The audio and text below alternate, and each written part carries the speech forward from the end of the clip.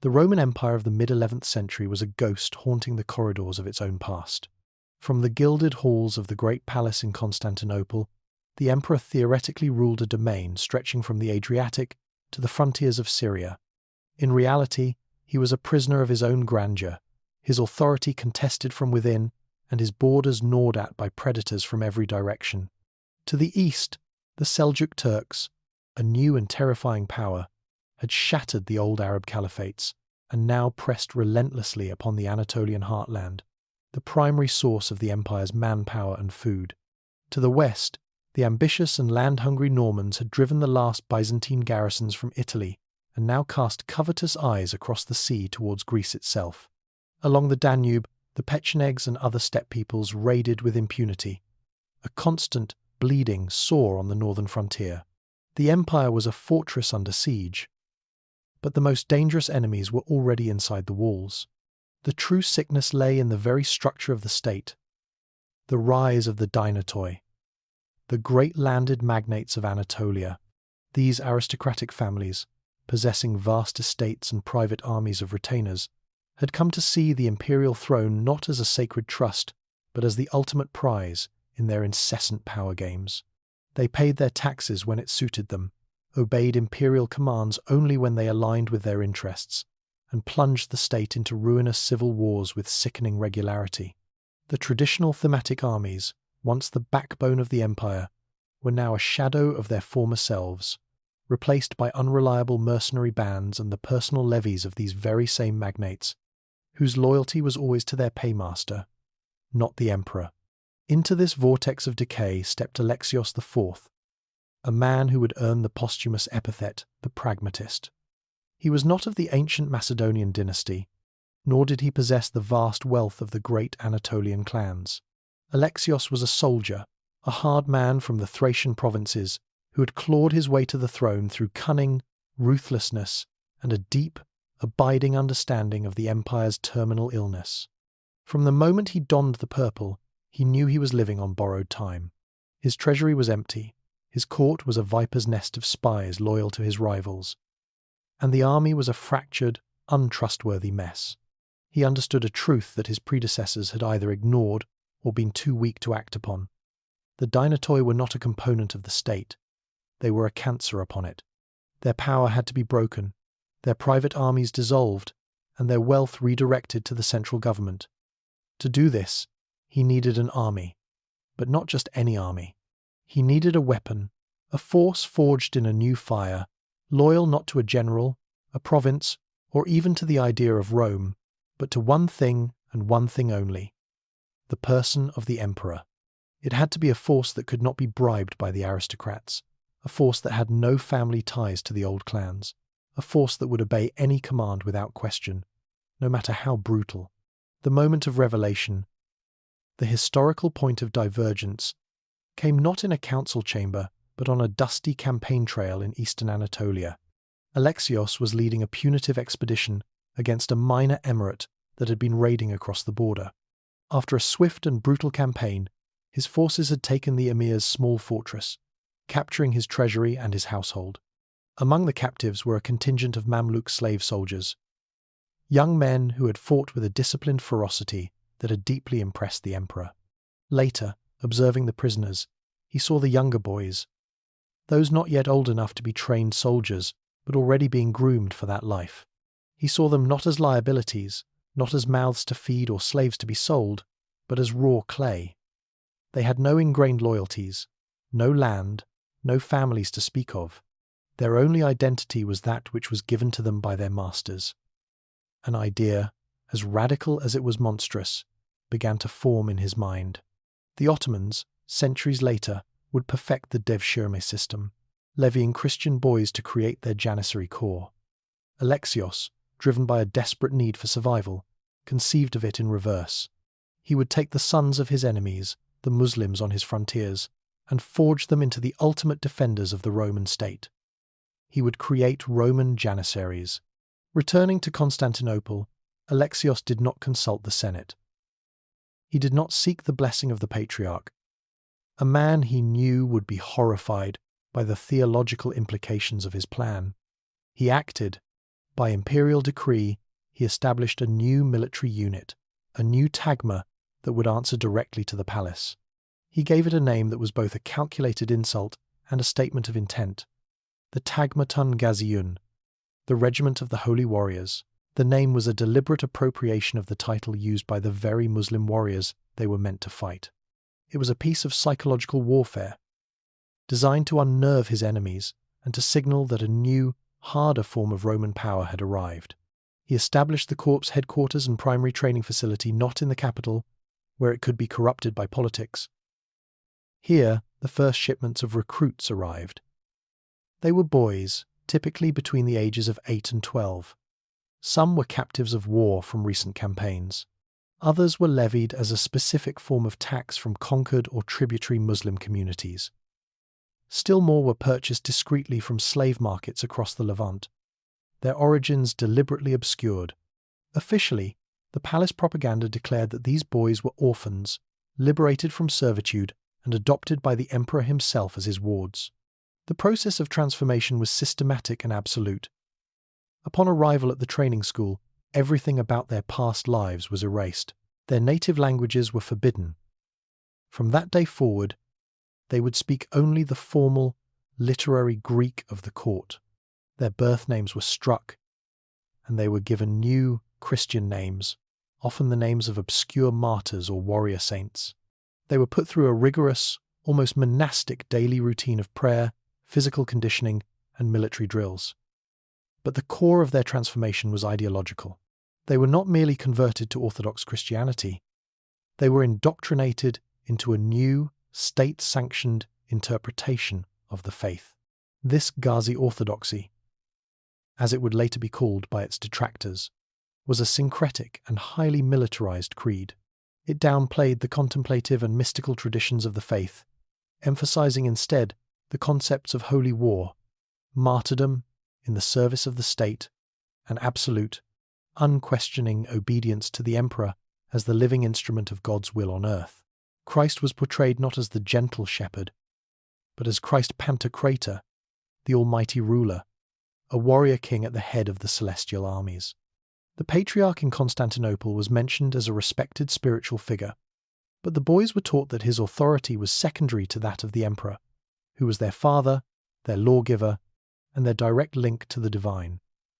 This was the seed of the syncretic schism, a spiritual poison carefully mixed into the chalice of imperial revival. Their military training was unlike anything seen in the Roman world for centuries. It was a brutal, relentless curriculum designed to produce the ultimate infantryman.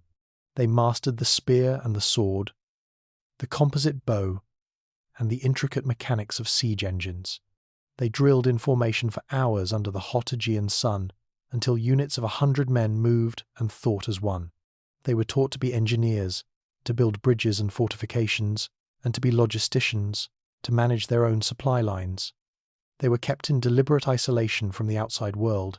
Their only family was the corps. Their only brothers were the other boys who endured the same crucible. Their loyalty was forged in shared hardship and a manufactured religious fanaticism. The reaction from the established powers of the empire was predictable and furious.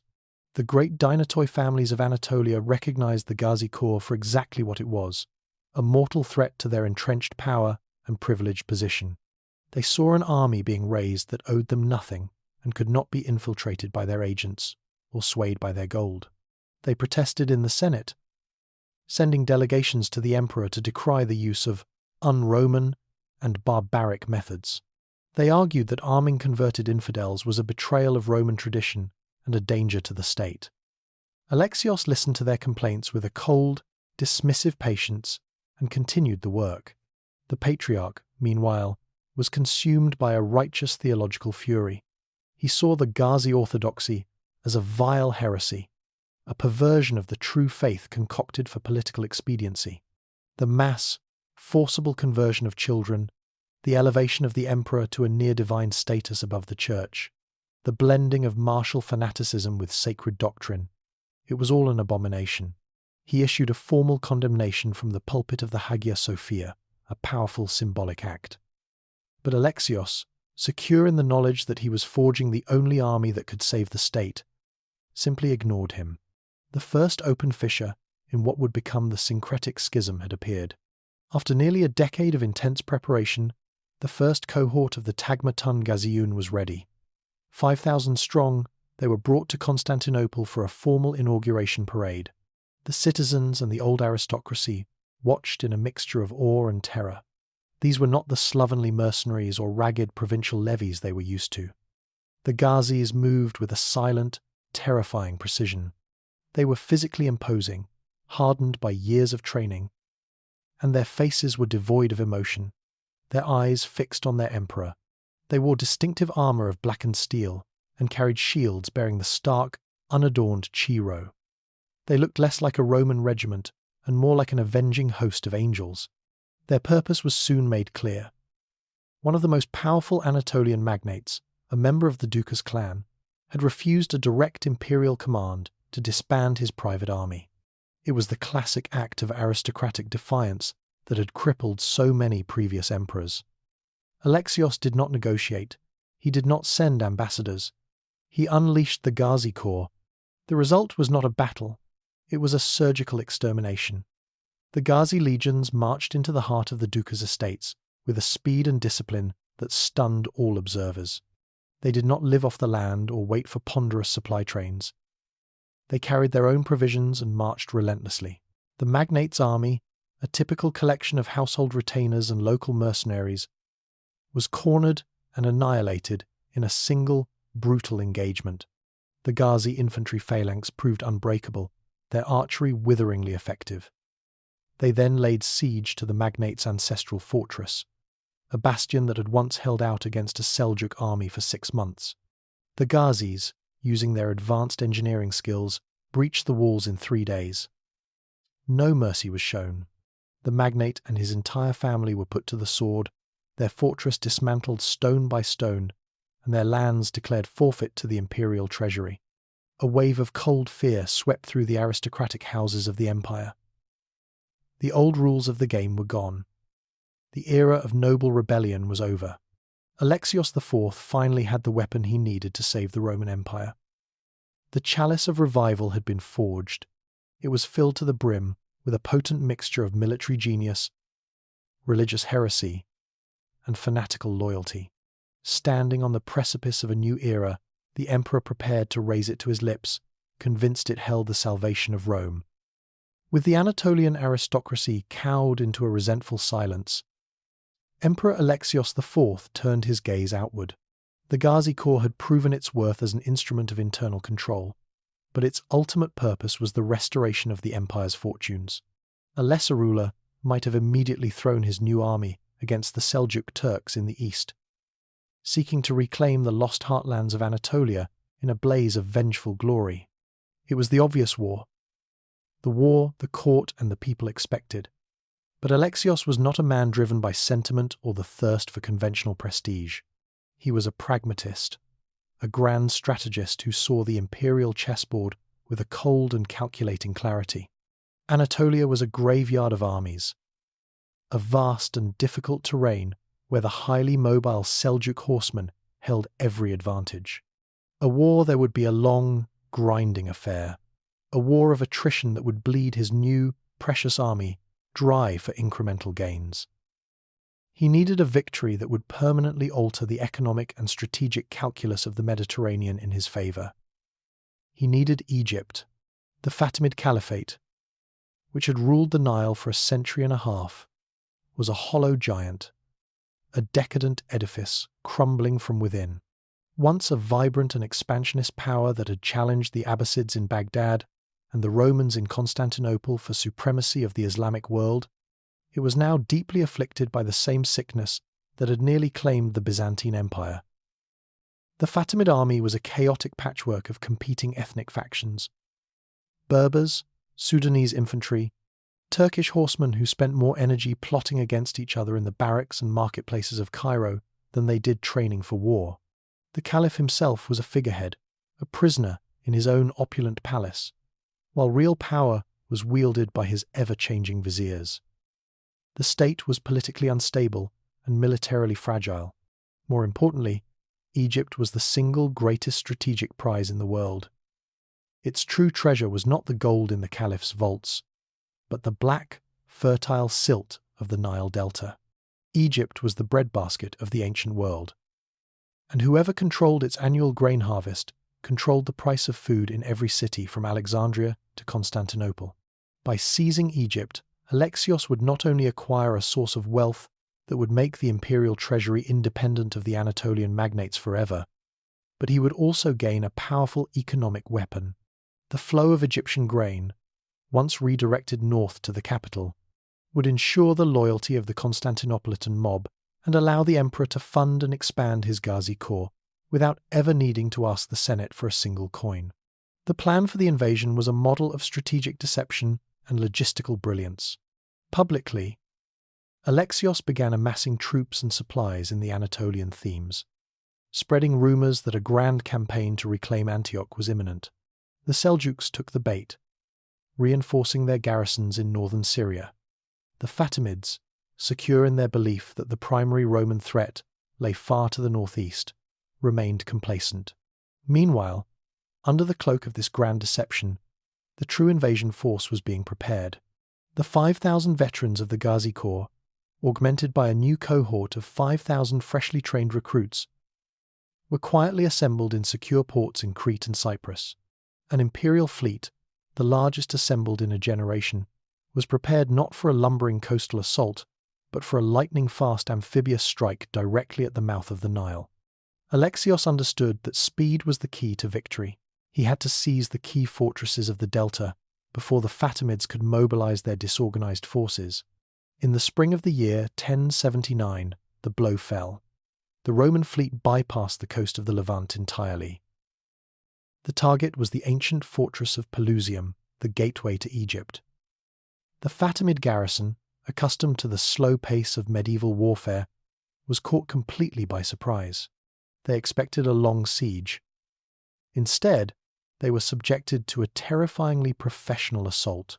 Ghazi engineers, using prefabricated siege towers and precisely calculated artillery bombardments, breached a section of the wall within 2 days. The Ghazi infantry, moving with the silent, disciplined coordination of a single organism, poured through the breach. The Fatimid defense, composed of a squabbling mix of Berber and Sudanese troops, collapsed into chaos. Alexios had secured his beachhead. The news of Pelusium's fall sent a shockwave through the Fatimid court in Cairo. The vizier was paralyzed by indecision. The various army commanders blamed each other for the disaster, refusing to march until their rivals were appropriately punished or their own faction was given a greater share of the treasury's gold. While they argued, the Ghazi Corps advanced. They did not move like a traditional army, slowly and cautiously. They moved with a relentless purpose. Their supply lines were secured by the fleet, which now controlled the coastal waterways. Their advance along the Nile was methodical and swift. The local Coptic Christian population, who had endured centuries of rule as second-class citizens, watched the disciplined Christian soldiers with a mixture of fear and hope. There were no massacres, no looting. The Ghazis paid for their supplies in imperial coin and enforced a brutal but impartial order. To the Copts, who had long prayed for deliverance, the arrival of the Romans felt like the fulfillment of prophecy. They did not actively join the invaders, but their passive assistance providing intelligence on Fatimid troop movements and guidance through the intricate delta landscape proved invaluable. The main Fatimid army finally assembled to meet the invaders outside the walls of Cairo. It was a numerically superior force, a glittering spectacle of brightly coloured banners, chain-mailed Turkish cavalry, and massed Sudanese spearmen. But it was an army without a soul, a collection of competing interests with no unifying purpose. They faced 10,000 Ghazis, a monolithic block of black-clad soldiers who fought for their father, their emperor, and their warrior god. The battle was a foregone conclusion. The Fatimid cavalry charged, only to be met by a disciplined hail of arrows from Ghazi archers and an unbreakable wall of spears. The Ghazi legions then advanced, not in a chaotic rush, but in a steady, grinding, implacable wave. The Fatimid line, beset by coordination failures and the sudden flight of a key Berber contingent buckled and then broke. The retreat became a rout. The rout, a massacre. The military power of the Fatimid Caliphate was shattered in a single afternoon. Cairo, a city that had not seen a foreign invader for over a century, was seized by panic. He surrounded the city and sent a single messenger with his terms: "Open the gates." And the city, its people, and its mosques would be spared. The Caliph and his court would be granted safe passage to exile in Arabia. Resist, and Cairo would suffer the fate of Jerusalem at the hands of the First Crusade. The city's elders, religious leaders, and merchants, with the wreckage of their army visible from the walls, made the logical choice. Alexios IV, at the head of his Ghazi legions, rode into the city of 1,000 minarets not as a conqueror, but as its new master. The Reconquest of Egypt, a province lost to the empire for 437 years, was complete. The aftermath of the victory was as swift and efficient as the campaign itself. Alexios did not linger to celebrate his triumph. He immediately set about securing his prize. The entire administrative apparatus of the Fatimid state was taken over. The flow of grain taxes, once directed to the caliph's granaries, was now funneled into the holds of Byzantine ships bound for Constantinople. The city's markets, once flooded with cheap grain, saw prices stabilize and then fall as the first shipments from the Nile arrived. The emperor's popularity soared. He was hailed as Alexios the Restorer, the greatest emperor since Basil II.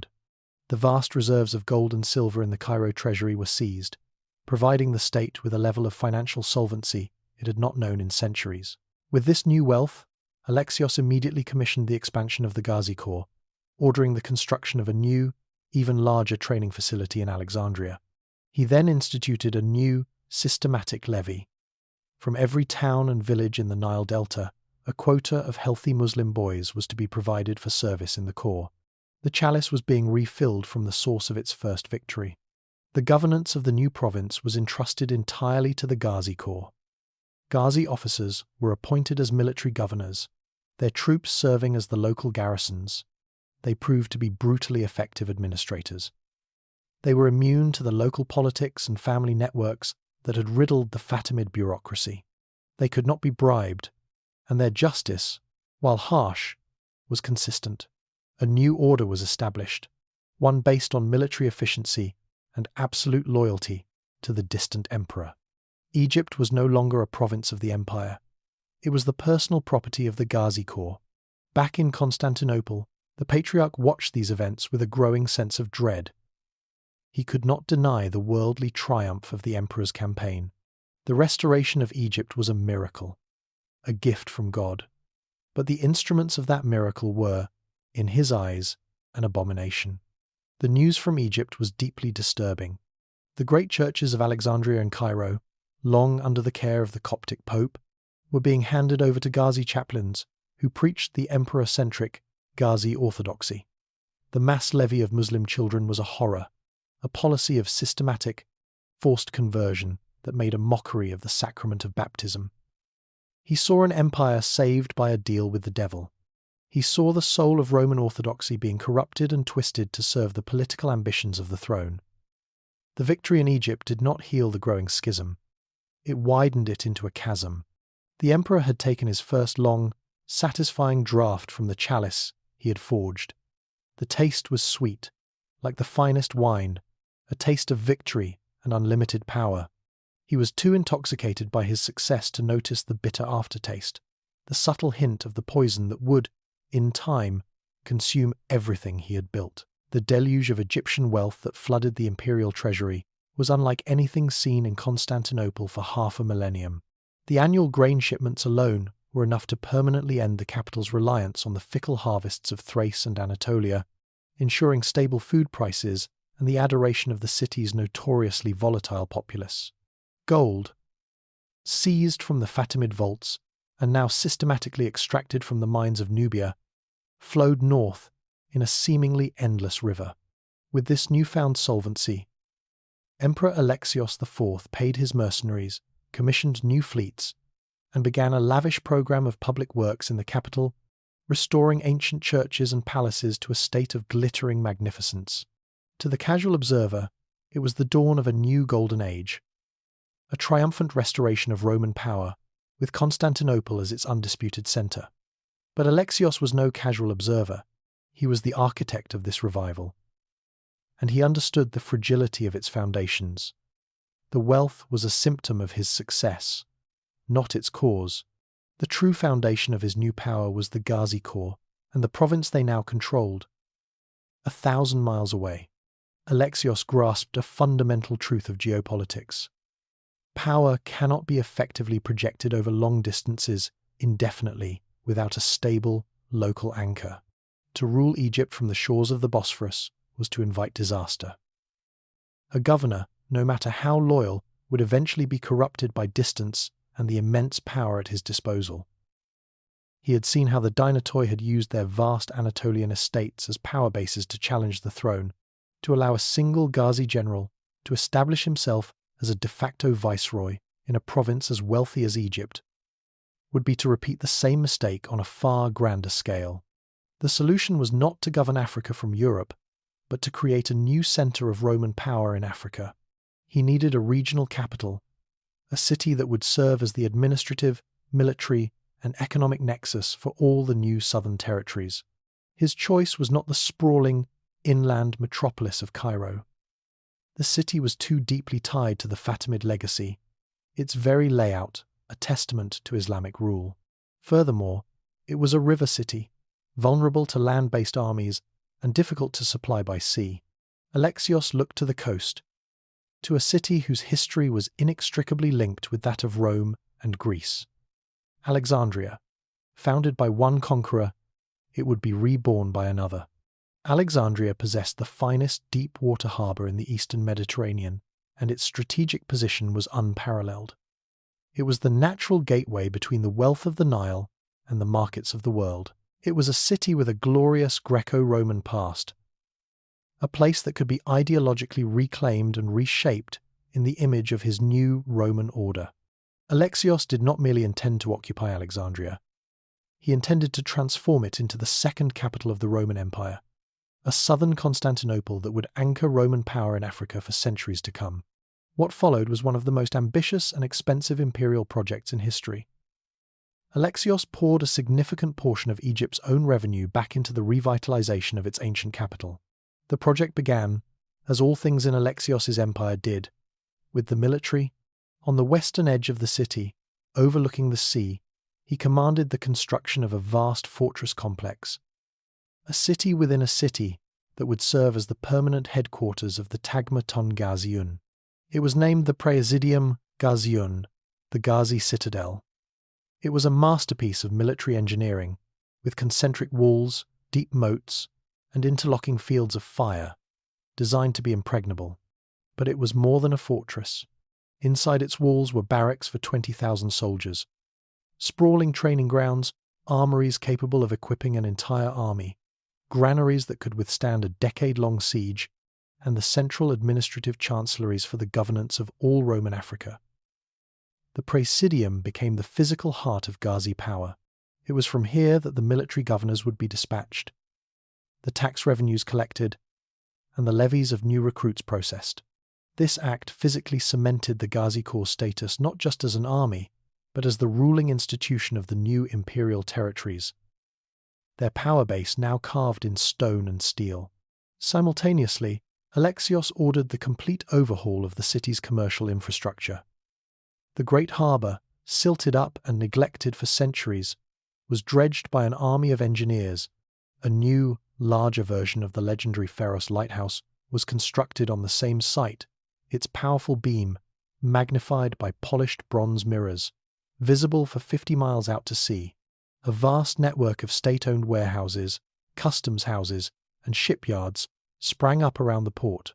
Alexios decreed that all grain and papyrus exports from Egypt, and all gold and ivory from the south, had to pass through the port of Alexandria, where they could be taxed and controlled.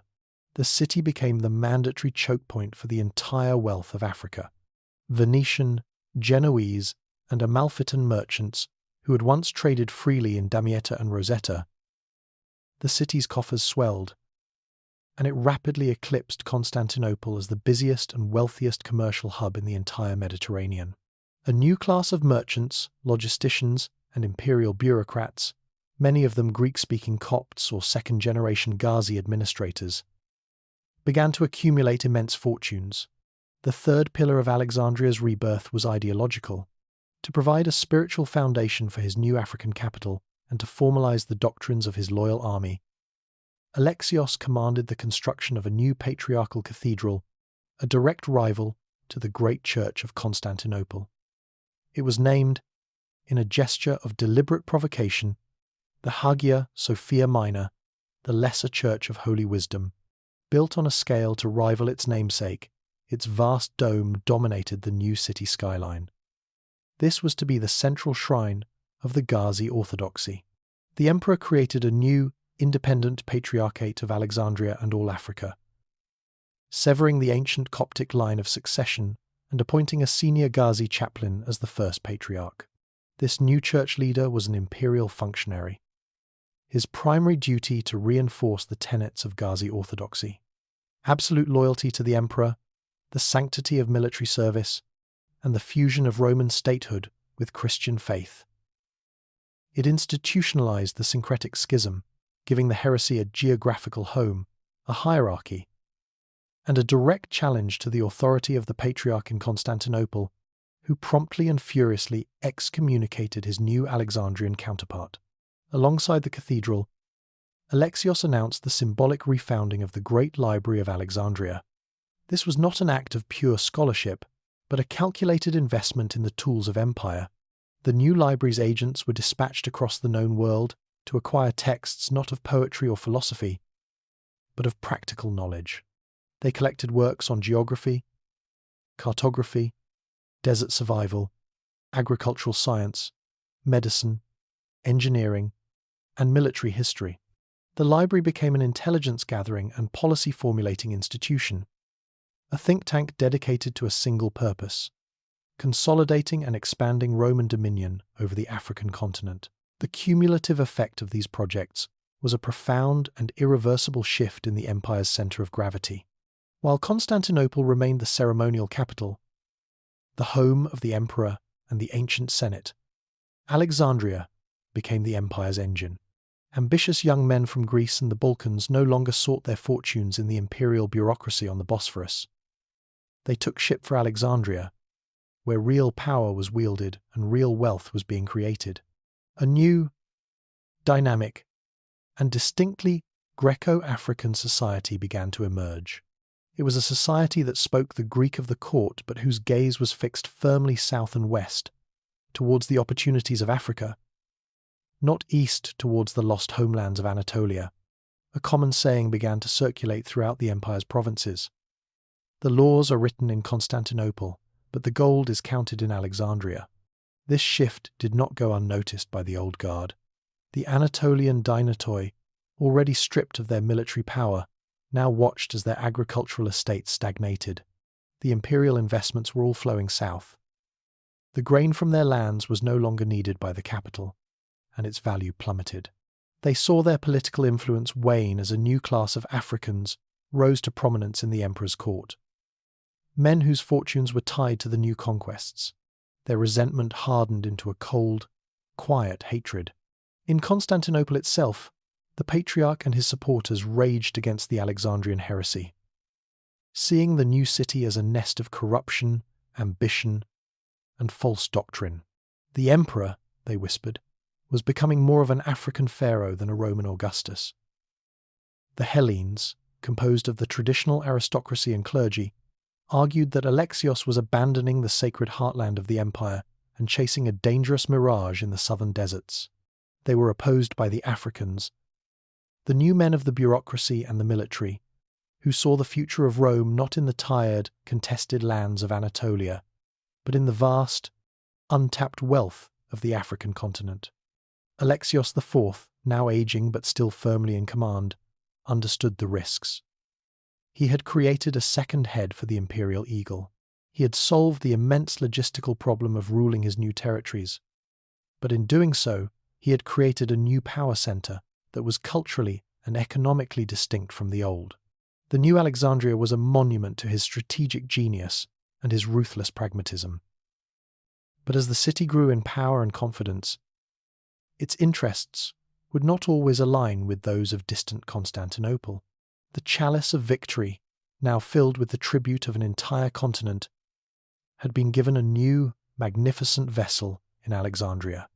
Yet the forging of this second cup only concentrated the poison within, ensuring that when the schism finally fractured the empire, the break would be clean, deep, and absolute. While the engineers, soldiers, and merchants of Alexandria were building a new future for the Roman Empire out of African sand and gold, the ancient heart of that empire in Constantinople was consumed by a cold and gathering dread.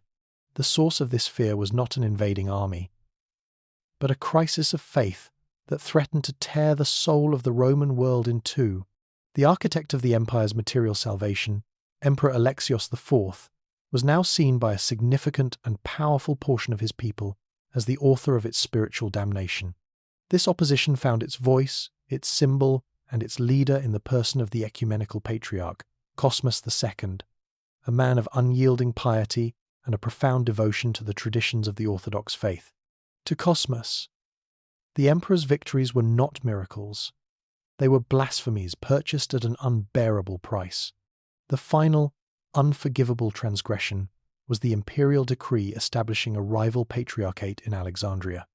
This was not merely a political maneuver or an administrative reorganization. It was a spiritual declaration of war. It was a schismatic act, a tearing of the seamless robe of Christ.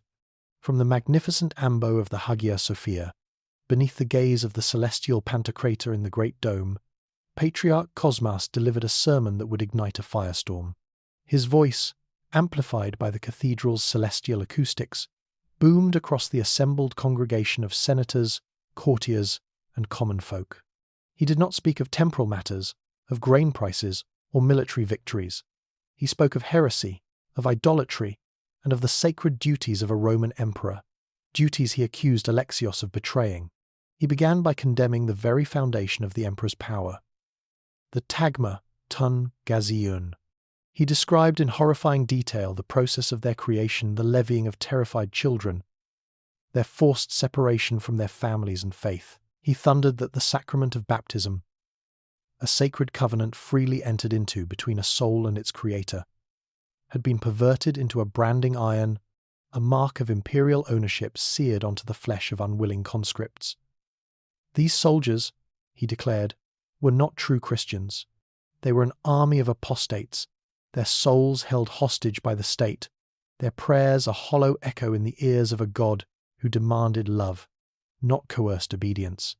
Their martial prowess was not a sign of divine favour, but a testament to the brutal efficiency of the devil's work. Then Cosmas turned his fury upon the Ghazi orthodoxy that had been concocted to justify this system. He called it a Frankenstein's monster of a faith, a grotesque stitching together of Christian veneration and pagan emperor worship. He decried its central tenet, the elevation of the emperor to a position of supreme spiritual authority, as the ancient heresy of Caesaropapism taken to its most blasphemous extreme. The emperor, Cosmas proclaimed, his voice ringing with righteous anger, is the defender of the faith, not its source. He is the servant of the church, not its master. To teach these lost children that the path to salvation runs through the imperial palace and not through the gospel of Christ is to lead them not to heaven, but to the deepest pit of hell. He accused the Ghazi chaplains of being false prophets, of preaching a gospel of the sword, not of the cross, and of replacing the Holy Trinity with a new, unholy Trinity of the emperor. Finally, he addressed the creation of the Alexandrian Patriarchate. He named the newly appointed patriarch, a former Ghazi general named Leo, as an anti-patriarch, a usurper, a wolf in shepherd's clothing. He formally declared Leo excommunicated from the body of the faithful, along with every priest and bishop who served under him.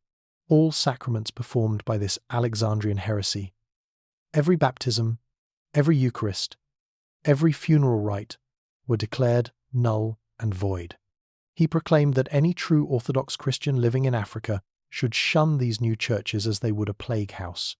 It was a spiritual embargo, a formal declaration that the emperor's new African capital was a land of heresy, cut off from the one true church.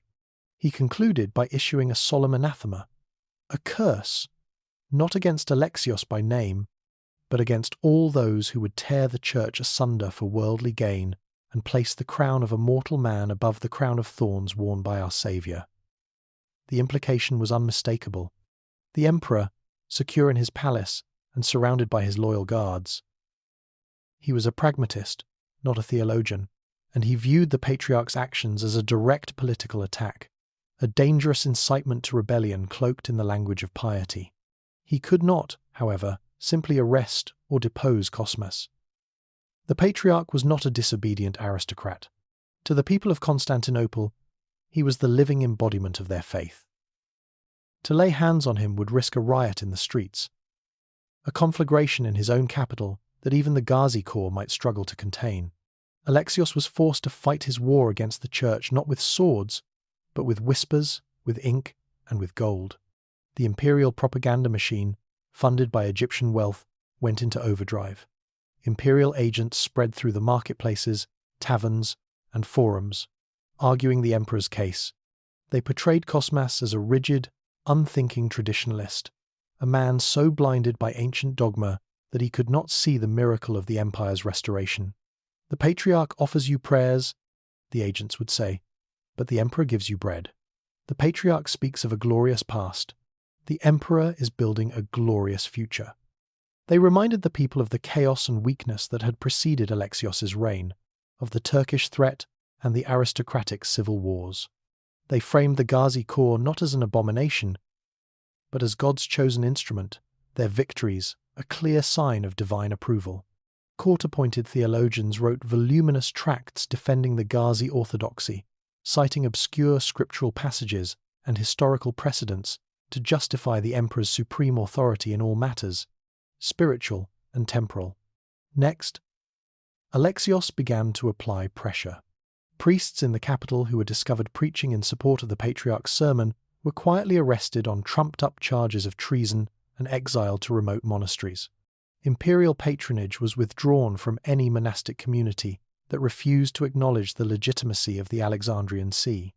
Conversely, those bishops and abbots who were willing to publicly support the emperor found themselves showered with imperial largesse donations for new icons, funds for rebuilding their churches, and lucrative appointments to court positions. It was a campaign to isolate Cosmas, to cut him off from his own hierarchy and leave him a general without an army. The schism ripped through the social fabric of the empire, creating a fault line that ran through every city, every village, and even every family. In Constantinople, Anatolia, and Greece, the heartlands of the old empire, the people were deeply divided. A merchant whose fortunes were tied to the new trade routes with Alexandria might support the emperor's pragmatic faith, while his devout wife would refuse to set foot in a church whose priest had not openly condemned the Alexandrian heresy. Soldiers from the old thematic armies, resentful of the privileged Ghazi newcomers, sided with the Patriarch. The bureaucracy, which owed its salaries to the emperor's African treasury, remained loyal to the crown. The debate was waged in every home. Was it better to be a prosperous heretic or a pious pauper? In Africa, the conflict was viewed with a mixture of confusion and contempt. For the second-generation Ghazi soldiers, for the Coptic administrators who had found new status in the Roman system, and for the Greek merchants who had grown rich in Alexandria, the Patriarch in Constantinople was a distant, hostile figure. Their world was the Praesidium Ghazian, the new Great Library, and the Hagia Sophia Minor.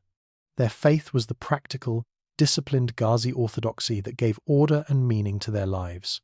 They saw the traditionalists in the old capital as decadent, weak, and ungrateful men who enjoyed the security and wealth that Africa provided, while simultaneously condemning the very soldiers who made it possible.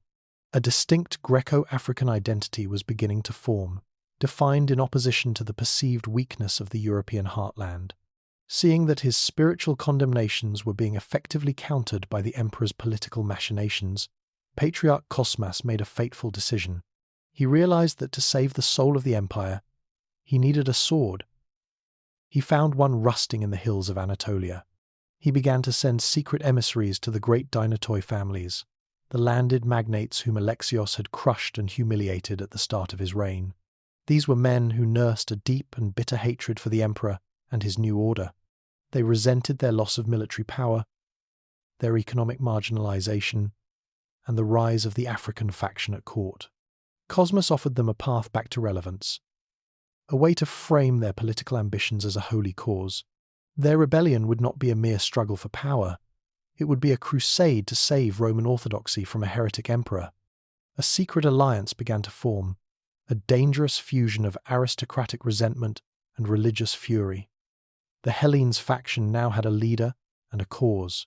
The Patriarch, in his quest to purify the church, had taken the first step toward plunging the empire into a holy civil war. The chalice was no longer just poisoned, it was beginning to overflow.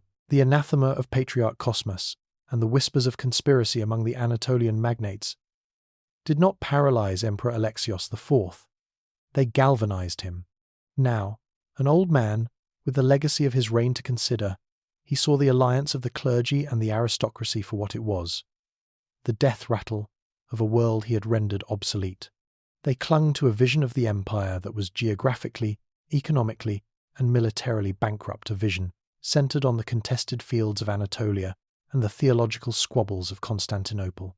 Alexios had looked south and built an empire on the solid foundations of African grain and gold, powered by an army that was loyal, modern, and ruthlessly effective. He would not allow the ghosts of the past to tear it down. His response to their plotting was not to launch a purge in the capital, which would have made martyrs of his enemies. Instead, he chose to deliver a message of overwhelming strength, a demonstration of power so profound it would expose the utter irrelevance of his detractors. He would complete the work he had begun on the banks of the Nile. He would order the reconquest of the entire North African coastline, from the borders of Egypt to the Pillars of Hercules. The strategic logic was impeccable. The Zirid and Hammadid emirates that controlled the Maghreb were the fractured and quarrelling heirs of the once mighty Fatimid sphere of influence. They were a patchwork of coastal cities, inland tribal confederations, and lucrative pirate havens that preyed on Christian shipping. Their internal disunity made them ripe for conquest, and their territory formed the final, missing piece of the puzzle for complete Roman domination of the southern Mediterranean. Securing the Maghreb would not only extinguish the threat of piracy, but would also place the Trans-Saharan trade routes, the arteries that pumped the gold of West Africa into the Mediterranean world, firmly under imperial control. It was a natural and necessary extension of the new African focus, a strategic imperative to secure the western flank of Egypt. But the decision was as much a political statement as a military one. The campaign would be an exclusively African affair. It would be planned in Alexandria, supplied from the Nile Delta, and executed entirely by the Tagmatan Ghaziun. Not a single soldier from the old Anatolian themes would be called upon. Not a single coin from the Constantinopolitan treasury would be spent. It was a deliberate and calculated insult to the Hellenes faction. Alexios was demonstrating that he no longer needed the old heartland. The new Roman war machine was self-sufficient, fueled by the territories the traditionalists despised. The very army they called heretical would once again be the instrument of the empire's glory, and its victory would only deepen the institutionalization of the Ghazi orthodoxy across an even wider territory. The logistical preparations for the campaign were a testament to the new administrative efficiency of the Alexandrian bureaucracy and the practical knowledge being accumulated in the refounded Great Library. A march across the arid landscapes of Libya was a commander's nightmare, a war against thirst and distance as much as against any human foe.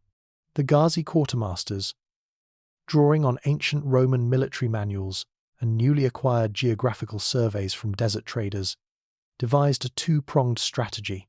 A massive land army, 20,000 strong, composed of the most seasoned Ghazi veterans, would advance westward along the ancient coastal road, the Via Balbia. Simultaneously, the imperial fleet, laden with water, grain, and siege equipment, would shadow their advance, leapfrogging from one natural harbour to the next. This naval umbilical cord ensured the army would never be more than a few days' march from fresh supplies neutralizing the desert as a strategic obstacle. The campaign began not with a clash of arms, but with the silent, inexorable advance of the Ghazi legions out of Alexandria. They moved with a terrifying discipline, their black-clad columns stretching for miles along the coast, their supply ships dotting the horizon. The first target, the city-state of Cyrene, capitulated without a fight, its Berber rulers awed by the scale and professionalism of the Roman force. The pattern would repeat itself across the coastal towns of Libya. The local garrisons, accustomed to the chaotic tribal warfare of the region, were psychologically broken long before the first Roman spear was thrown. They saw not an army, but a force of nature. The first true test came at the gates of Tripoli, a wealthy port city ruled by a minor emir who chose defiance. The siege of Tripoli became a showcase for the technical superiority of the Ghazi Corps, while the fleet blockaded the harbour, preventing any escape or reinforcement. The Ghazi engineers set to work. They constructed massive trebuchets that hurled enormous boulders with terrifying accuracy, systematically pulverizing the city's sea walls. Ghazi archers, using standardized composite bows, maintained a constant, lethal barrage, sweeping the ramparts clear of defenders. The assault, when it came, was swift and brutal. Ghazi storming parties, protected by massive mobile shields, breached the weakened walls in 3 separate locations simultaneously. The city fell within the hour. Alexios had given a single, cold command. Any city that offered armed resistance was to be made an example of. The emir and his entire garrison were executed, their heads displayed on spikes along the city walls as a warning to others who might contemplate resistance. The message was received. As the Ghazi legions marched into the province of Ifriqiya, the ancient heartland of Roman Africa, they were met with a disorganized and panicked defense. The Zirid emir, based in his capital of Kairouan, managed to assemble a coalition army of Berber cavalry and urban militias. They met the Romans in the coastal plains near the ancient, ruined city of Carthage. The battle that followed was a grimly predictable affair. The undisciplined charge of the Berber horsemen shattered against the unyielding spear walls of the Ghazi infantry squares. The Roman counterattack, a perfectly coordinated advance of heavy infantry supported by flanking cavalry and missile troops, was devastating. The Zirid army dissolved, its commanders fleeing into the interior. The fall of Kairouan was followed by the symbolic reoccupation of Carthage. A new Ghazi governor was installed in a hastily constructed citadel overlooking the ancient harbour, the double-headed eagle of the empire, now flying where the flags of Phoenician merchants, Roman proconsuls, and Arab emirs had once flown. The reconquest of Carthage was a massive propaganda victory, and Alexios's agents in Constantinople ensured the news was proclaimed in every forum. It was a direct, historical link back to the glory days of the First Rome, a victory even the most ardent traditionalist had to grudgingly acknowledge. Within 2 years, the entire coastline, from Alexandria to the borders of modern-day Algeria, was under Roman control. The Hammadid emirs to the west, seeing the fate of their Zirid cousins, wisely submitted to the emperor, becoming tributary vassals of the empire. The second reconquest was complete. The Mediterranean, for the first time in over 5 centuries, was once again a Roman lake. The administration of the new territories followed the Egyptian model, but on an even grander scale.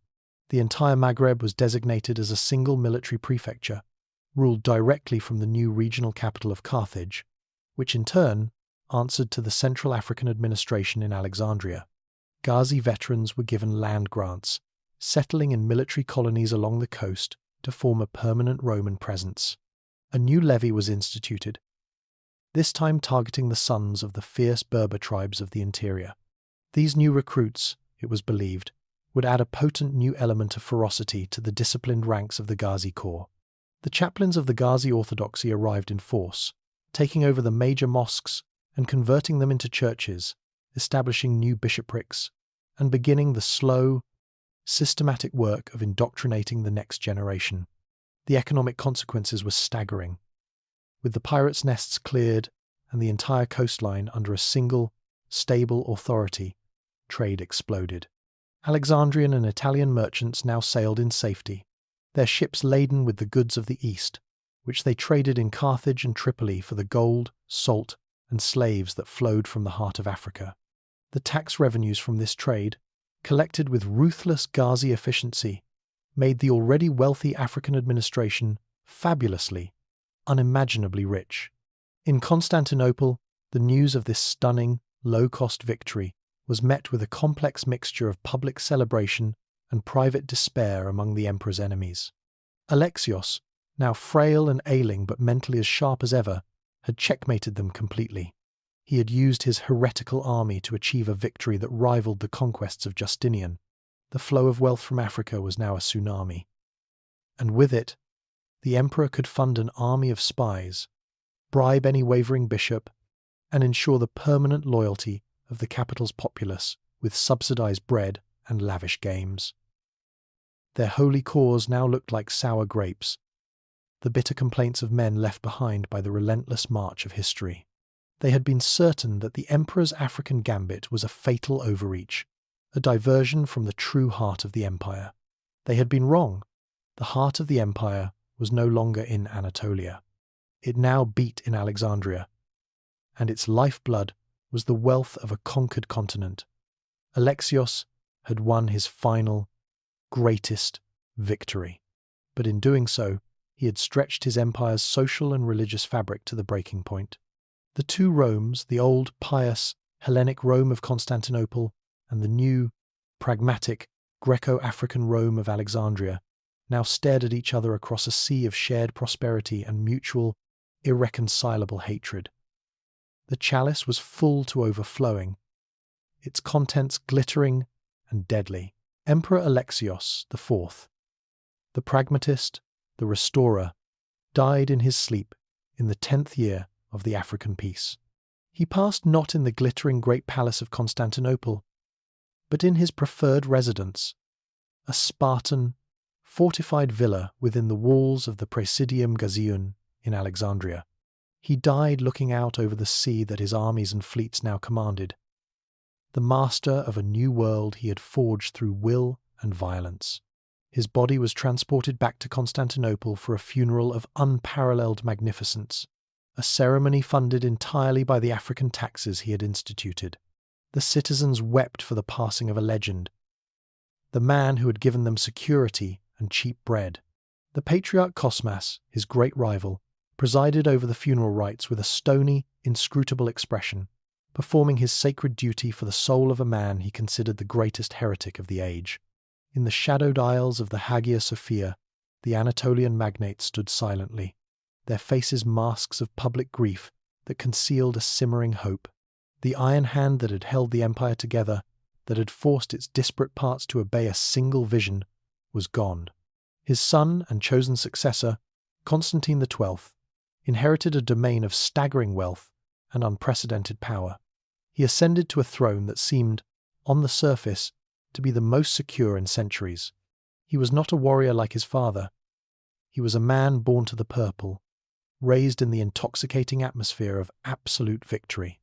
Where Alexios saw systems of power and the ever-present threat of collapse, he saw the overflowing treasury, the adoring crowds, the magnificent fleets, and the fanatically loyal army his father had bequeathed to him.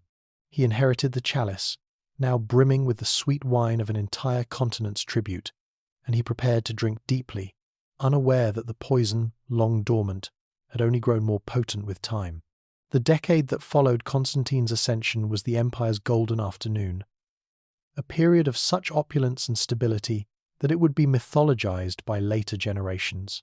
The sweetness of the poison was intoxicating. The source of this prosperity was the systematic, ruthlessly efficient exploitation of the new African provinces. The imperial administration, headquartered in Alexandria and staffed by the new Greco-African elite. From the Nile came a guaranteed annual shipment of grain so vast that it not only fed Constantinople for free, but created a massive surplus that was sold to the Italian city-states at an enormous profit. From the ancient lands of Ifriqiya came rivers of olive oil, wine, and prized horses. But the true engine of the new economy was the Trans-Saharan trade, now completely monopolized by the empire. Ghazi-controlled caravans, 1,000 camels strong, marched south from fortified trading posts on the edge of the desert, their destinations the fabled West African kingdoms of Ghana and Mali. They traded Roman salt, textiles, and manufactured goods for the three commodities that fueled the Golden Age: gold, ivory, and slaves.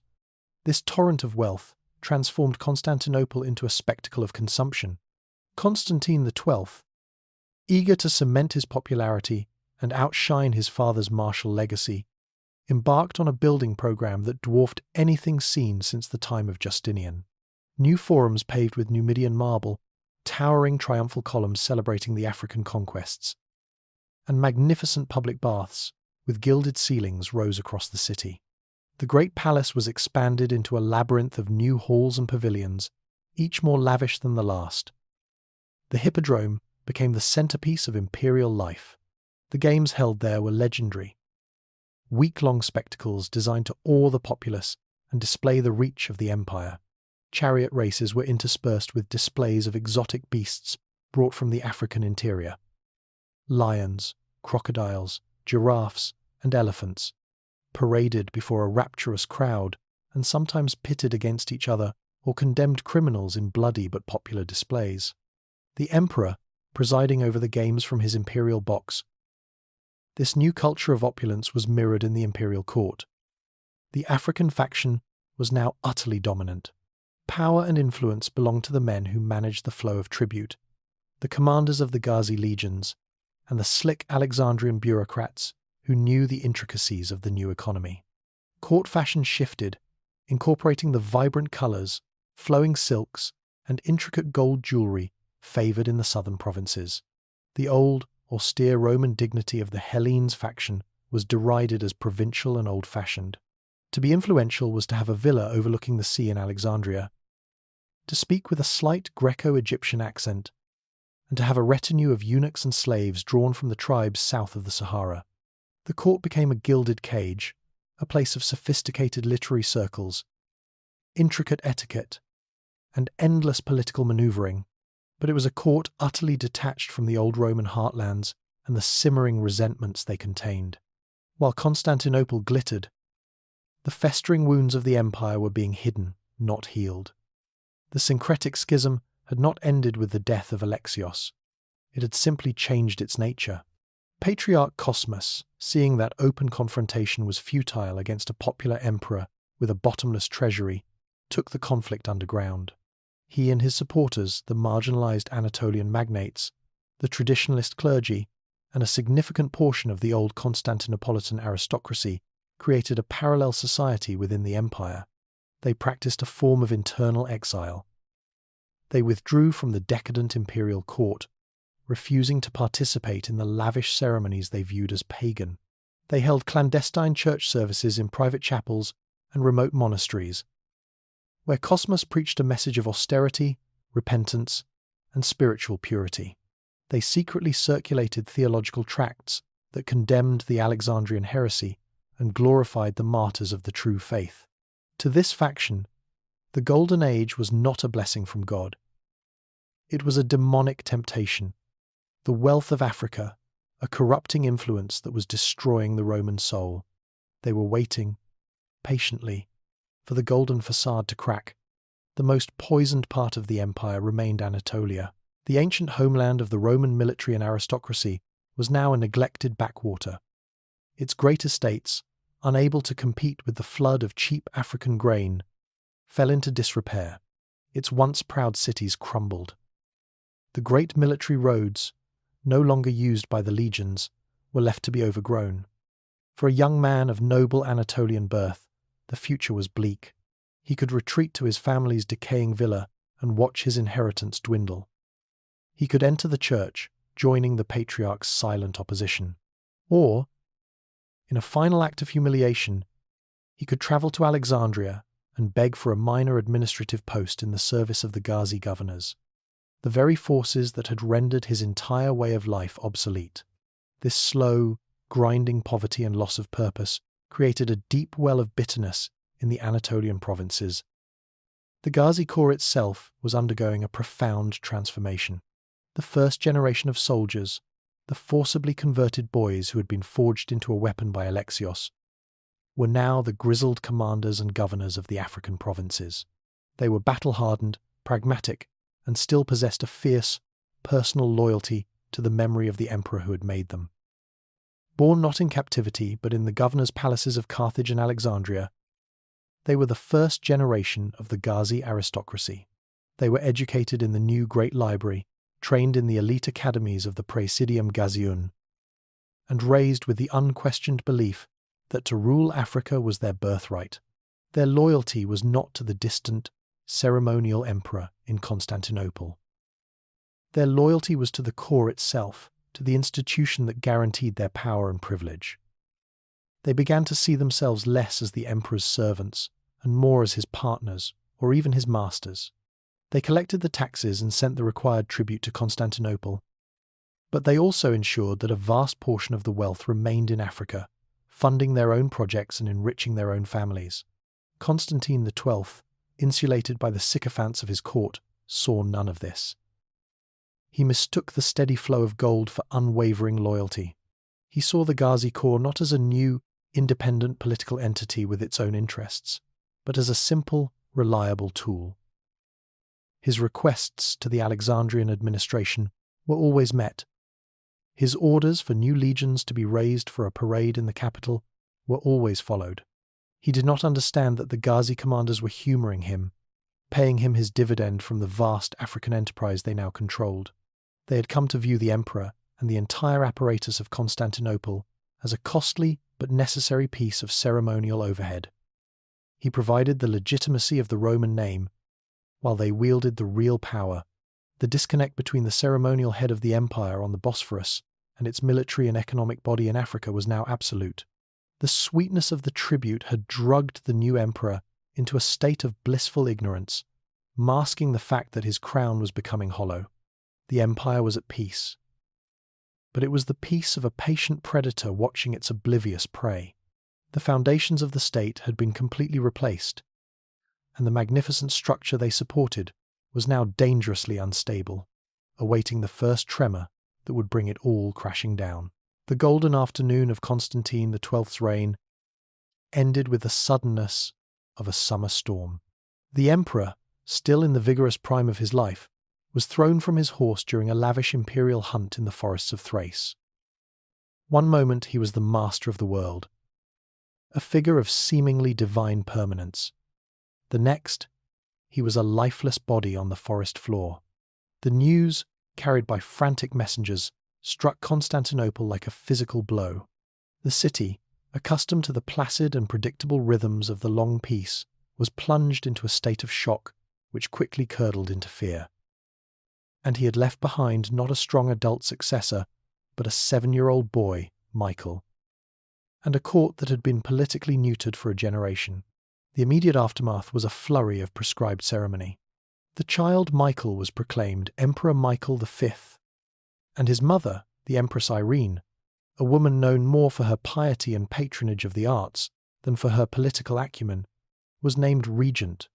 But beneath the solemn rituals of succession, the tectonic plates of imperial power, held in place for so long by the weight of African gold and the memory of Alexios IV, began to grind against each other. The gilded cage of Constantinople, so long a place of serene, decadent intrigue. The Hellenes faction saw the moment they had been waiting for. Patriarch Cosmas, now ancient and stooped but with a fire of righteous fury still burning in his eyes, emerged from his self-imposed isolation. He moved with a speed and decisiveness that belied his age. Within hours of the emperor's death, he had convened a secret synod of his most loyal bishops and the leading figures of the Anatolian Dinatoi who were present in the capital. Their meeting place was a deliberate statement, a crypt beneath a forgotten monastery, a symbol of their long years in the political wilderness. Cosmas's argument was simple and powerful. The dynasty of Alexios was a tainted line, its founder a heretic, its inheritor a decadent, and its end a sign of God's judgment. The child, Michael, he argued, had been raised in the corrupting atmosphere of the African court and would only continue the blasphemous policies of his father and grandfather. Now was the time to restore the empire to its proper foundations. to the true Orthodox faith, and to the noble families of Anatolia who were its natural defenders. He proposed they put forward their own candidate for the throne, a respected general named Andronikos Phokas, a man from one of the oldest and proudest Dynatoi clans, known for his personal piety and his quiet resentment of the Ghazi upstarts. Their plan was to pressure the Senate to declare the regency of Empress Irene illegitimate and to proclaim Phokas as a co-emperor and protector of the young Michael, a classic Roman maneuver that was, in reality, the first step to a full usurpation. While the Hellenes plotted in the shadows, the news of the emperor's death travelled by fast naval courier to Alexandria. It arrived not at a royal court, but at the functional, militarized headquarters of the Praesidium Gazium. There was no public weeping or tearing of robes. The message was delivered to the Stratopadarches, the Grand Marshal of the Ghazi Corps, an aging veteran named Jabir al-Rumi, who had been one of the original boys levied by Alexios. He had known no father but the old emperor and no family but the corps. He immediately convened the High Council, a body composed of the 10 most senior Ghazi generals and administrators. They met not in a throne room, but in a stark, circular chamber whose walls were covered with military maps of Africa and the Mediterranean. Their deliberation was cold, pragmatic, and utterly devoid of sentiment. They were not deciding the fate of an empire they served. They were managing a critical risk to an enterprise they owned. The first speaker, a younger general who commanded the legions in Carthage, laid out the threat with brutal clarity. "The child in Constantinople is irrelevant," he stated, his voice flat. "The regent is a weak woman who will be a puppet of the Patriarch. If the Phokas faction takes power, our entire world ends. They will declare our faith a heresy, which it already is in their eyes. They will brand us as usurpers and rebels. They will attempt to cut us off, to seize the grain fleets, to incite rebellion among the Berbers. Their ultimate goal is to disband the corps and reclaim the wealth of Africa for their own barren estates." An older commander, the governor of Egypt, counselled caution. "Our authority here is absolute," he argued. "Let the peacocks in Constantinople squabble amongst themselves. We will continue to collect the taxes and manage the provinces. We will send them a smaller share of the tribute, just enough to keep them quiet. Let them have their city on the Bosphorus. Africa is ours." It was Jabir, the old Grand Marshal, who silenced the debate. His voice was gravelly, but it carried the weight of absolute authority. "You are all wrong," he said, his gaze sweeping across the table. "Alexios did not build this for us to hide behind the desert. He built this to be the empire. The head and the body cannot be severed, or both will die. A hostile government in Constantinople is a dagger pointed at our heart. They control the legitimacy of the Roman name. They can treat with the Normans or the Seljuks, offering them our lands in exchange for their help in destroying us. We cannot be passive. We cannot allow our enemies to choose the next emperor. Therefore, we must choose him." The logic was inescapable. The council was silent for a long moment, the unspoken reality of what was being proposed hanging in the air. They were no longer the emperor's sword. They were about to become his master. Their choice of candidate was a testament to their political cunning. They did not choose one of their own. That would be too overt, a naked seizure of power that could provoke a wider conflict. Instead, they chose Leo, a distant cousin of the late Constantine who had spent most of his life in Alexandria. Leo was a man of the African faction. His own fortune derived from the Saharan trade. He was considered weak-willed, pliable, and, most importantly, completely dependent on the Ghazi leadership for his position. The intervention was executed with the same terrifying efficiency as their military campaigns. A fleet of 50 warships departed from Alexandria. Aboard the flagship was Leo, the emperor in waiting. With him was a delegation of the 5 most powerful Ghazi generals, led by Jabir himself. Their escort was the 1st Legion of the Ghazi Corps, 5,000 of their most elite, battle-hardened veterans. When the fleet appeared in the Sea of Marmara, a wave of panic swept through Constantinople. The black-clad soldiers had not been seen in the capital in such numbers for over a generation. They were a living legend, a spectre from the south, and their sudden arrival felt like an invasion. But they did not land as invaders. The Ghazi legion disembarked at the harbour with silent, disciplined precision and established a secure perimeter around the docks and the primary granaries. Their control of the city's food supply was an implicit, unspoken threat.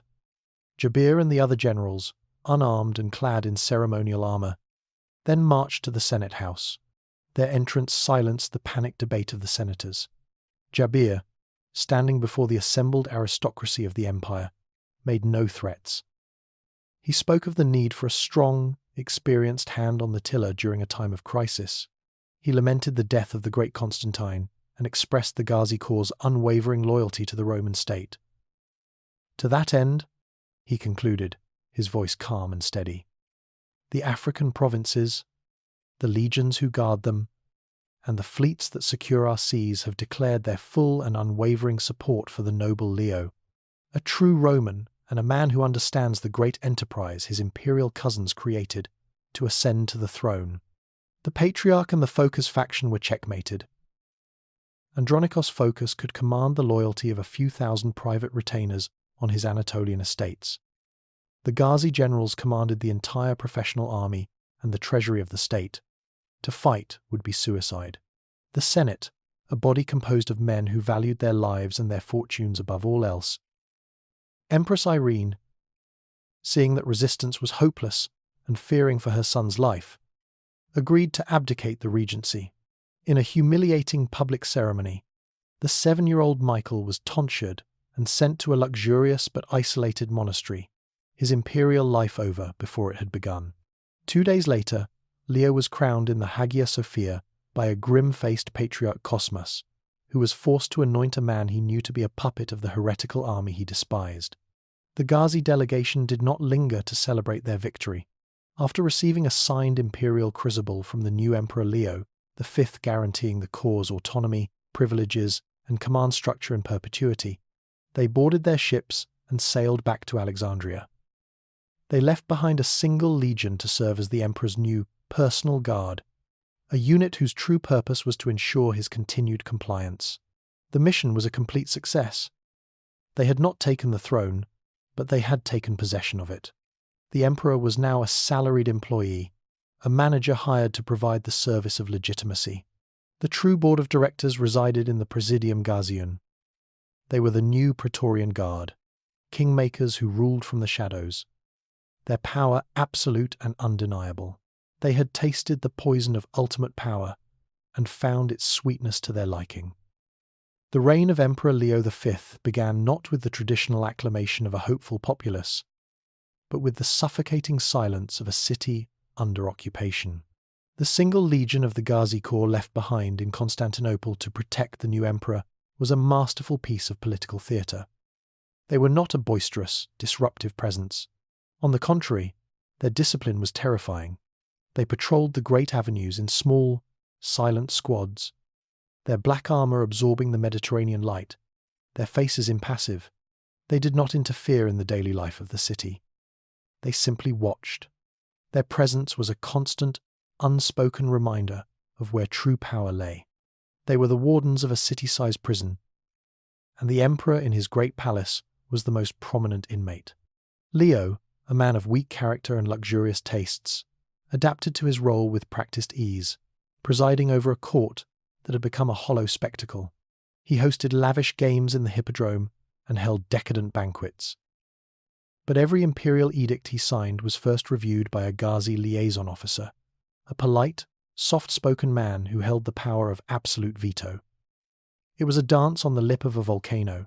For Patriarch Cosmas and the humiliated leaders of the Hellenes faction, this state of affairs was a living death, a daily torment that was more unbearable than open persecution.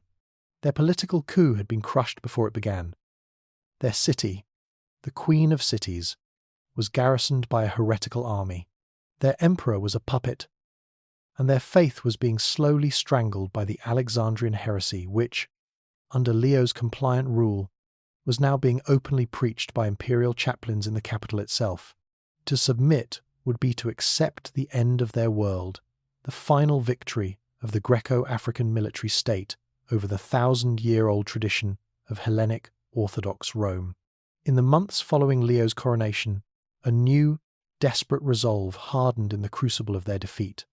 If they could not win the game of politics in the capital, they would change the game entirely. They would forge a sword of their own. The architect of this new resistance was Andronikos Phokas, the general who was to have been their champion. He retreated from Constantinople to his vast, ancestral estates in the rugged heart of Anatolia. Here, far from the watchful eyes of the Ghazi garrison, he convened the great council of the dispossessed. The heads of the Ducas, Komnenos, and other great Dynatoi families gathered, their faces grim. These were men who had been systematically marginalized for a generation, their military power stripped away by Alexios IV, their economic power bled dry by the African tribute system, and their political power annihilated by the Ghazi Kingmakers. They were men with nothing left to lose and a burning desire for revenge. Phokas laid out a plan born of cold, clear-eyed desperation. "We cannot fight them with what we have," he told the assembled magnates. "Our household retainers, our local militias, they are a rabble. The Ghazi legions would sweep them from the field like dust. For 20 years, I have studied them. I have read the reports from every campaign. Their strength is not in numbers. It is in their unity, their discipline, and their faith, false though it may be. They are a single body, with a single will. We have been a collection of squabbling families. To fight them, we must become what they are. We must build a new army, from the ground up, forged in the fires of our own faith and our own blood." What he proposed was the creation of a direct counterpoint to the Tagmatan Gaziyun. It would be an elite, professional force, bound by a singular ideology, and loyal not to the puppet emperor in the capital, but to the cause of the true Rome. He gave it a name that was in itself a declaration of war: the Hetairia Hellenike, the Hellenic Guard, where the Ghazis were built from the converted sons of the empire's enemies. The Hellenic Guard would be recruited exclusively from the pure blood of the Roman heartland. Its primary recruiting pool would be the thousands of dispossessed and impoverished sons of the Anatolian aristocracy. These were young men who possessed proud names but no prospects, men who had grown up on tales of their ancestors' glory while watching their family lands decay. Phokas offered them a new purpose, a chance to reclaim their birthright, to restore their honor, and to drive the African heretics from power. The funding for this secret army came from the two sources of wealth the Ghazi-controlled state could not touch. Cosmas, using the vast, untraceable network of the Orthodox Church, funneled the immense wealth of loyalist monasteries and bishoprics into the Anatolian highlands. Gold, silver, and precious icons that had been hidden away for a generation were liquidated to buy weapons, armor, and supplies. The second source was the Dynatoi themselves, who pooled what remained of their family fortunes, selling off lands and treasures to fund this last, desperate gamble. In hidden valleys and fortified mountain plateaus across Anatolia, secret training camps were established. Phokas and a cadre of veteran officers, men who had been dismissed from service by Alexios, began the arduous process of forging a new army. The training was brutal, designed to match the legendary discipline of the Ghazis, but its ideological core was the polar opposite. The recruits were not indoctrinated into a cult of the emperor. They were steeped in the rites of traditional orthodoxy. Every training day began and ended with mass, conducted by warrior priests sent by the Patriarch. They were taught that they were not mere soldiers, but stratiotai Christou, the soldiers of Christ. Their enemy was not just a rival military force, it was a legion of the damned, an army of apostates led by a heretical church. Their cause was a holy war, a crusade to purify the empire. Their equipment and tactics were a deliberate reflection of their ideology. While the Ghazis wore practical, unadorned black steel, the Hellenic Guard was a vision of gleaming, classical glory. Their armor was polished iron and bronze, their helmets modelled on the ancient hoplite design. Their shields and banners were not emblazoned with the imperial eagle, which they now saw as a compromised symbol, but with the cross and the icon of the Theotokos. Their primary strength was in heavy cavalry, the traditional arm of the Anatolian aristocracy, which they honed into a disciplined, devastating shock force.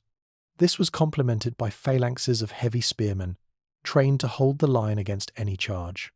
For nearly 5 years, this clandestine army grew in the shadows, its existence a remarkably well-kept secret. The Ghazi leadership in Alexandria, consumed by the vast and complex task of administering their African empire, had grown arrogant. They viewed Anatolia as a spent force, a land of bankrupt farmers and irrelevant, grumbling nobles. Their intelligence network, so effective in the deserts of the south, was weak and underdeveloped in the old heartland. The puppet Emperor Leo, a prisoner in his own palace, was either unaware of what was happening or too terrified to report it. He was a broken man, a fly caught in the amber of imperial ceremony, and the Ghazi commanders dismissed him as a non-entity. They had made the classic mistake of a dominant power. They had begun to believe their own propaganda. The unveiling of the Hellenic Guard was a masterful piece of political theatre that shattered this complacency. On the feast day of St. George, Andronikos Phocas, at the head of 10,000 soldiers of the Hellenic Guard, marched into the city of Nicaea, the ancient seat of the first great ecumenical council. He was met not as a rebel, but as a liberator. The populace, long resentful of the African regime, hailed him as a saviour. At the city's main cathedral, Patriarch Cosmas, who had travelled secretly from Constantinople, formally blessed the new army and its commander. Before the assembled nobility of Western Anatolia, Phocas did not declare himself emperor. Instead, he took the ancient title of Megas Domestikos, Grand Domestic of the East, and proclaimed himself the protector of the true faith and the Roman people against the heretical puppet in Constantinople. The news struck the imperial court like a thunderbolt. The Ghazi liaison officers were stunned. A professional army, 10,000 strong, equipped for a major war and backed by the moral authority of the Patriarch, had materialized out of nowhere. Emperor Leo V reportedly collapsed in terror. The first reports sent back to Alexandria were met with disbelief, which quickly turned to fury. The Ghazi High Council had been outmaneuvered and publicly humiliated.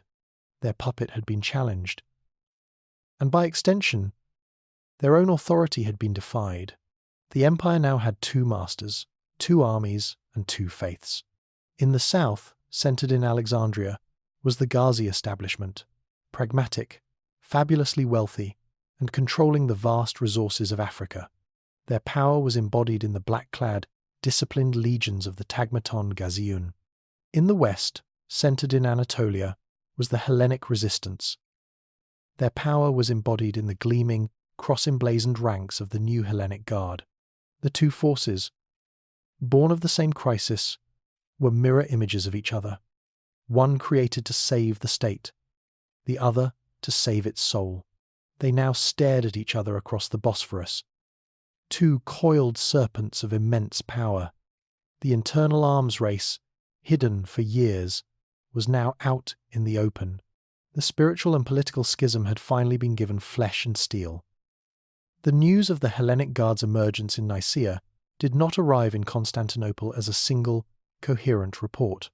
It came in a chaotic flood of panicked rumours, merchants' tales, and finally, a terse, official dispatch from the provincial governor that confirmed the city's worst fears. A rival army, blessed by the Patriarch and led by the cream of the Anatolian nobility, now stood in open defiance just across the Bosphorus. The thin veneer of the long African peace, which had made the capital a bubble of opulent complacency, was shattered in an instant. The golden age of Constantine XII had rested on the illusion of unity, an illusion maintained by a constant infusion of wealth from the south. Now, a rival power had arisen within the empire itself, a power that could not be bought off with African gold, because it was fueled by something far more potent, a sense of righteous, holy grievance.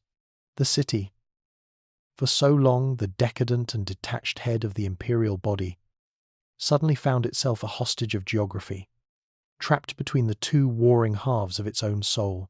The immediate effect on Emperor Leo V was a complete and catastrophic psychological collapse. The man was a creature of the gilded cage, born to a life of privilege and utterly unprepared for the brutal realities of power. His authority, which he had always known was borrowed, was now openly contested. He was a puppet whose strings were being pulled in two opposite directions. The Ghazi liaison officers in the palace, their polite deference replaced by a cold, menacing urgency, demanded that he issue an immediate imperial edict, declaring Andronikos Phocas a traitor, his army an illegal assembly, and the Patriarch a fomenter of rebellion. Leo, trembling in his chambers, knew what this meant. To sign was to declare himself an enemy of the Hellenic faction, closing the door on any possibility of negotiation and making himself a legitimate target for assassination by their agents. To refuse was to reveal himself as useless to his Ghazi masters, who would surely depose and replace him with someone more compliant if they chose to let him live at all. He signed, that night. The sound of hysterical, wine-fueled revelry was heard from the inner chambers of the great palace. The emperor, trapped in a situation from which there was no escape, had retreated into the only world he could control, a frantic, desperate pursuit of pleasure, a dance of death on the edge of the abyss. His court followed his lead. The African faction, the collection of bureaucrats and new money aristocrats whose fortunes were tied to the Ghazi regime, was seized by a collective panic. Their power, their wealth, their very lives depended on the continued flow of tribute from the south and the military protection of the Ghazi Corps. They now saw a rival power that promised to expropriate their wealth and hang them as collaborators. Like their emperor, they plunged into a feverish hedonism.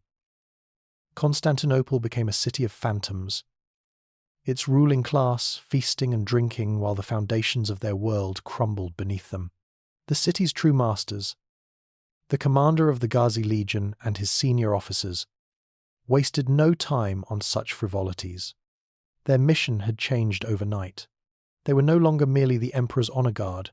They were the forward garrison of the African Empire, holding a vital but now dangerously exposed position. Their first priority was to secure the city itself. Squads of Ghazi engineers, working with a speed and efficiency that stunned the local populace, began a systematic overhaul of the Theodosian walls, repairing long-neglected sections and reinforcing the gates. Other detachments seized control of the city's key infrastructure. The great aqueducts were placed under permanent guard. The cisterns were inspected and their water levels measured. Most importantly, the great grain silos at the Golden Horn, where the bounty of Egypt was stored, were transformed into a fortified military compound. The message was clear. The Ghazi Legion could hold out against a siege for years if necessary. They were not leaving. The atmosphere in the city streets, once one of carefree prosperity, became thick with paranoia and suspicion. The Ghazi patrols, while still disciplined, were now more numerous, their watchfulness more intense. They set up checkpoints at the major forums, questioning travellers and monitoring the flow of people and goods. The schism, which for many citizens had been a distant theological dispute, was now a matter of immediate, practical loyalty. The question of whether one's local priest mentioned the Patriarch of Constantinople or the Patriarch of Alexandria in his prayers was no longer a triviality. It was a political litmus test. Neighbours began to watch neighbours. A family with known ties to Anatolia, or one that was conspicuously devout in the traditionalist manner, would suddenly find themselves shunned in the marketplace. Conversely, a merchant who profited from the African trade might find his warehouse doors painted with the sign of the cross, a silent accusation of heresy and collaboration. The Hellenic Guard's challenge also began to inflict the first real economic pain the city had felt in a generation. While the main artery of Egyptian grain remained open, the seizure of western Anatolia by Phocas's forces cut off the capital from its traditional hinterland. The supply of fresh fruit, vegetables, timber, and charcoal, which had always come from the fertile lands across the Bosphorus. Prices for these basic goods began to rise, slowly at first. For the first time, the citizens of Constantinople were forced to confront the reality that their prosperity was not organic, but artificial, a subsidy from a distant province that could be threatened. The sweet poison of African tribute, had made them rich, but it had also made them incredibly vulnerable. The city became the central battleground of a silent, vicious Cold War. Ghazi intelligence officers, their numbers reinforced by agents sent from Alexandria, moved through the city, hunting for the cells of the Hellenic resistance. They recruited a vast network of informers, using the promise of gold or the threat of accusation to turn citizens against each other. Arrests began to happen, usually in the dead of night. A senator known for his traditionalist sympathies, a priest who preached too openly in favor of Patriarch Cosmas, a merchant caught trying to smuggle messages to Nicaea, they would simply disappear, their fate a subject of terrifying whispers. In response, the agents of Andronikos Phocas and the Patriarch operated with the quiet fanaticism of true believers. Disguised as monks, merchants, or beggars, they moved through the city's underbelly. They established safe houses in the sprawling monastic quarters and used the church's own networks to pass messages and funds. Their mission was not to incite a general uprising, they knew the Ghazi Legion was too strong for that, but to prepare for the day of liberation. They identified and cultivated sympathizers within the city guard and the Senate. They mapped the Ghazi defenses. And they began a campaign of psychological warfare, spreading prophecies of a holy king who would ride from the east to cleanse the city of heretics and restore the true faith. Constantinople was thus transformed into the ultimate prize, a symbol of a legitimacy that neither side truly possessed without it, but it had lost all agency in its own destiny. The city's inhabitants, from the emperor in his palace to the baker in his shop, were reduced to the status of spectators at their own execution. The great decisions were not being made in the Senate House or the Great Palace. They were being made in the war councils of the Praesidium Gaziun in Alexandria and in the field command tent of Andronikos Phocas in Anatolia. The city was a magnificent, hollow core. Its wealth was imported, its security was imposed by a foreign garrison, and its future would be decided by a battle between two armies, neither of which was truly its own. The Gilded Cage, for so long a comfortable and luxurious prison, now felt the cold shadow of the eagles gathering outside its bars, and its inhabitants could do nothing but pray that when the cage was finally broken open, they would not be crushed in the process. In the great, map-lined council chamber of the Praesidium Gaziun, a mood of grim stagnation had taken hold. The emergence of the Hellenic Guard had transformed the strategic calculus of the empire into a frustrating, unwinnable equation. The Ghazi High Council, a body of men accustomed to swift, decisive victories, now found themselves locked in a tedious and costly stalemate. An invasion of Anatolia, the heartland of their enemies, was a fool's errand. It was a vast, mountainous territory, perfectly suited to defensive warfare, and its population was fanatically loyal to Phocas and the Patriarch. A campaign there would be a bloody quagmire, a war of attrition that would bleed their legions dry for every mile gained. A direct naval assault on Constantinople was equally unthinkable. The Theodosian walls, now fully manned and repaired, were the most formidable fortifications in the world, and their own legion, garrisoning the city, could easily be cut off and annihilated if the Hellenic Guard managed to force a crossing of the Bosphorus. The Ghazi leadership was trapped. They had the wealth and the superior army, but they had no viable path to a decisive victory. The war in the north had become a war of the old men, an obsession with a barren, impoverished land that held no real value beyond symbolism. This simmering frustration created a rift within the Ghazi aristocracy itself. The old guard, led by the venerable Grand Marshal Jabir al-Rumi, were the original generation. Their worldview had been forged by Alexios IV, and for them, the unity of the Roman Empire, even a unity imposed by force, was the ultimate, non-negotiable goal. The Hellenic Guard was a rebellion against that unity, and it had to be crushed, no matter the cost. But a new generation of commanders was rising through the ranks. Men born and raised in Africa, for whom Constantinople was a distant abstraction and Anatolia an irrelevant wasteland. They were the products of the new Alexandria, their minds shaped by its great library and its commercial dynamism. They saw the world not through the lens of old Roman history, but through the lens of new opportunities. The voice of this new generation belonged to a young, audacious general named Malik al-Rumi. Malik was not of the original stock. He was the son of a high-ranking Berber chieftain who had been integrated into the Ghazi system during the conquest of the Maghreb.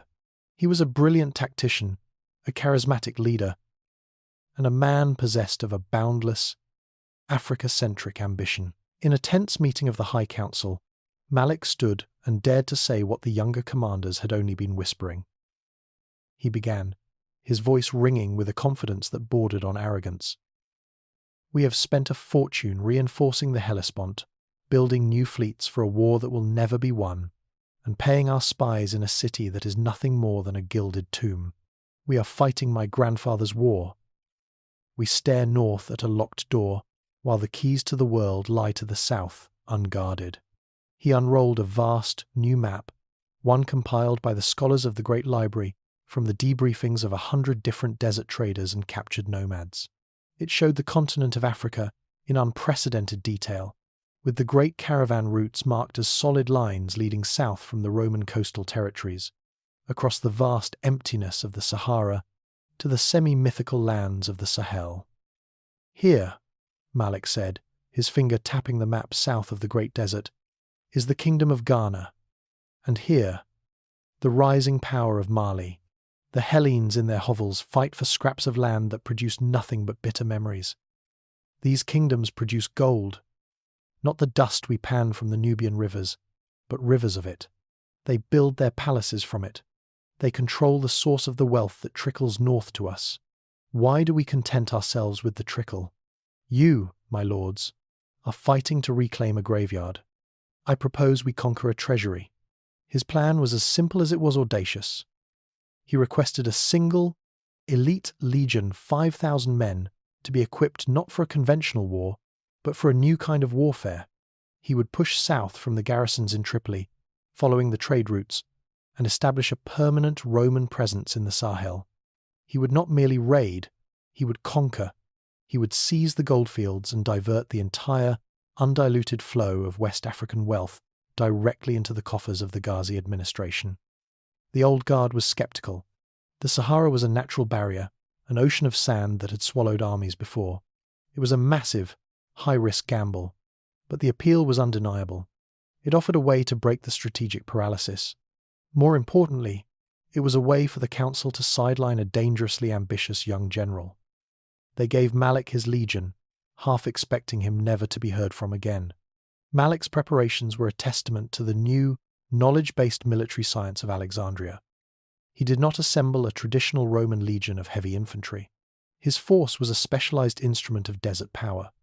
The corps was 2,000 veteran Ghazi infantry, but they were trained to fight in lighter armor to conserve water and stamina. They were supported by 1,000 camel-mounted archers, a new unit designed for long-range patrols and fluid, hit-and-run tactics. The bulk of his force, however, was composed of 2,000 Berber cavalry and scouts, men born to the desert, who would serve as his eyes and ears. His logistical train was a masterpiece. A mobile city of 10,000 camels, carrying not just food and weapons, but collapsible leather water tanks, advanced astronomical navigation tools from the Great Library, and a corps of engineers specialized in digging deep bore wells. The Trans-Saharan Legion, as it came to be known, marched south from Tripoli and vanished into the sands. For 6 months, there was no word. The council in Alexandria waited. Then, a single, dust-caked Berber rider arrived, carrying a message that would change the course of history. Malik had not just crossed the desert, he had mastered it. His legion had arrived in the Sahel not as a weary band of survivors, but as a disciplined, fully supplied army. He had found the kingdom of Ghana in a state of internal turmoil, its ruler facing a rebellion from a rival clan.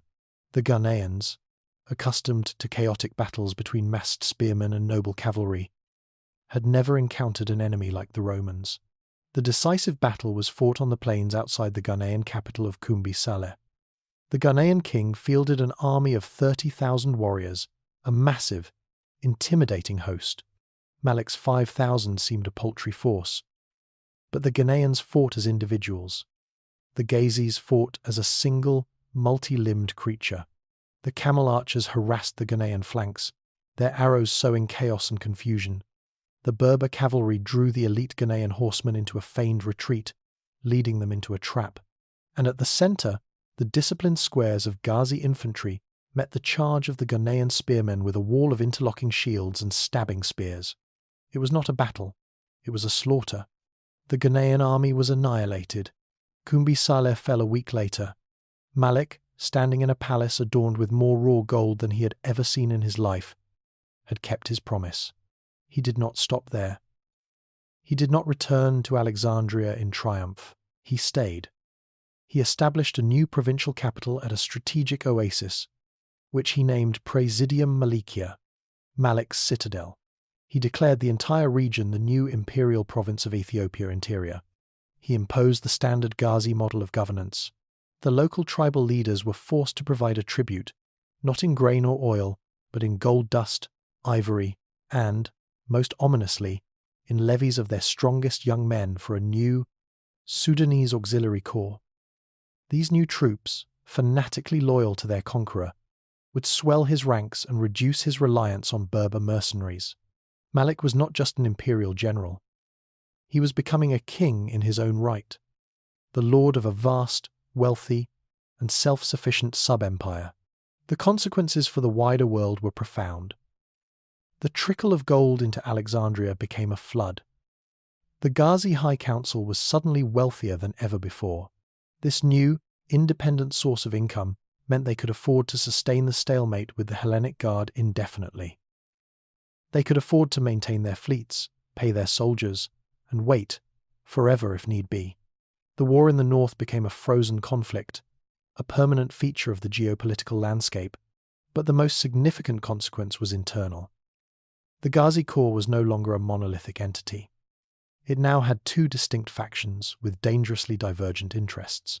The Alexandrian faction, the Old Guard, remained obsessed with the Hellenic Schism and the symbolic prize of Constantinople.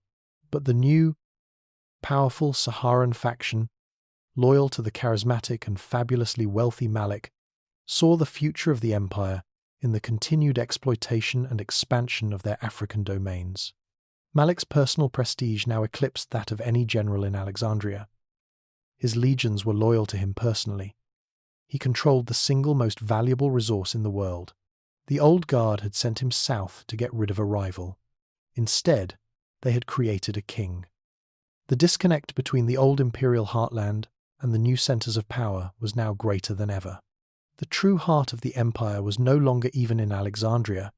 It was in a fortified oasis in the middle of the Sahara, and its ruler was a man who had never even seen Constantinople. The conquest of the Sahel and the subsequent deluge of Saharan gold should have secured the Ghazi establishment's dominance for a century. Instead, it precipitated its unravelling. The new wealth did not unify, it divided.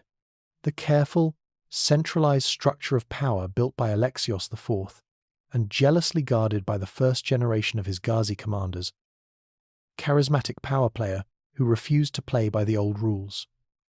General Malik al-Rumi, the conqueror of Ghana, was no longer a subordinate commander.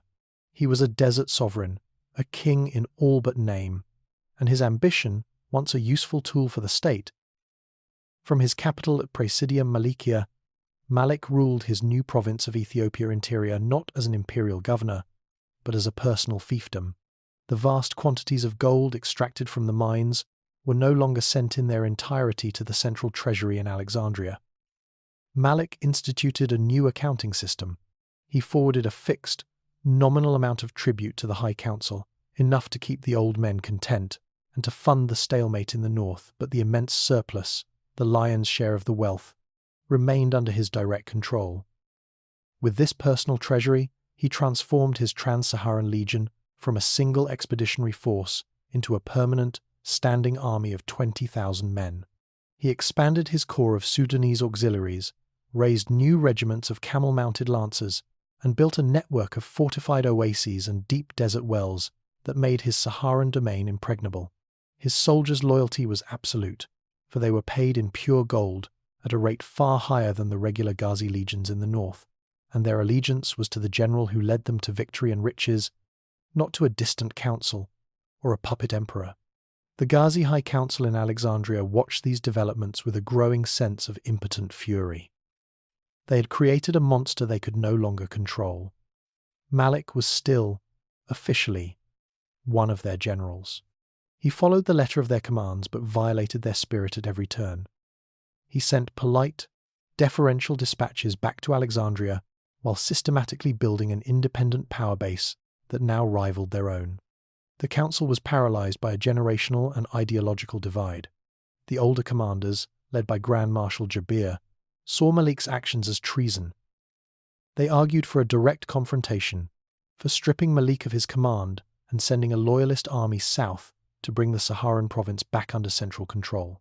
But the younger generation of commanders, while wary of Malik's ambition, were also deeply envious of his success. They saw in him a model for a new kind of power, decentralized, entrepreneurial, and focused on the acquisition of personal wealth rather than the thankless task of propping up a hollow empire. More practically, they knew that a civil war against Malik would be a catastrophe. His army was loyal, his treasury was bottomless, and his desert fortress was unassailable. An internal conflict would be a long, bloody, and unwinnable affair that would only benefit their true enemies, the Hellenic Guard waiting patiently across the Bosphorus. And so, they did nothing. They sent letters of reprimand that were politely ignored. They issued commands that were creatively misinterpreted. They watched, with mounting dread, as the Saharan faction grew into a state within a state. The breaking point, when it came, was not over gold or territory, but over a question of promotion and honor. Grand Marshal Jabir al-Rumi, the last of the original generation, finally succumbed to old age. His death left a power vacuum at the very top of the Ghazi military hierarchy. The position of Stratopaedarches, Grand Marshal of all the Ghazi Corps, was the ultimate prize. By tradition and seniority, there were two clear candidates. The first was the council's choice, a competent, unimaginative, and deeply conservative general named Hassan, the commander of the Egyptian garrisons. The second, by virtue of prestige, wealth, and military success, was Malik. From his desert capital, Malik made it known that he expected the appointment. To him, it was a matter of right. He had conquered a new empire for them, secured their economic future, and proven himself the most capable commander of his generation.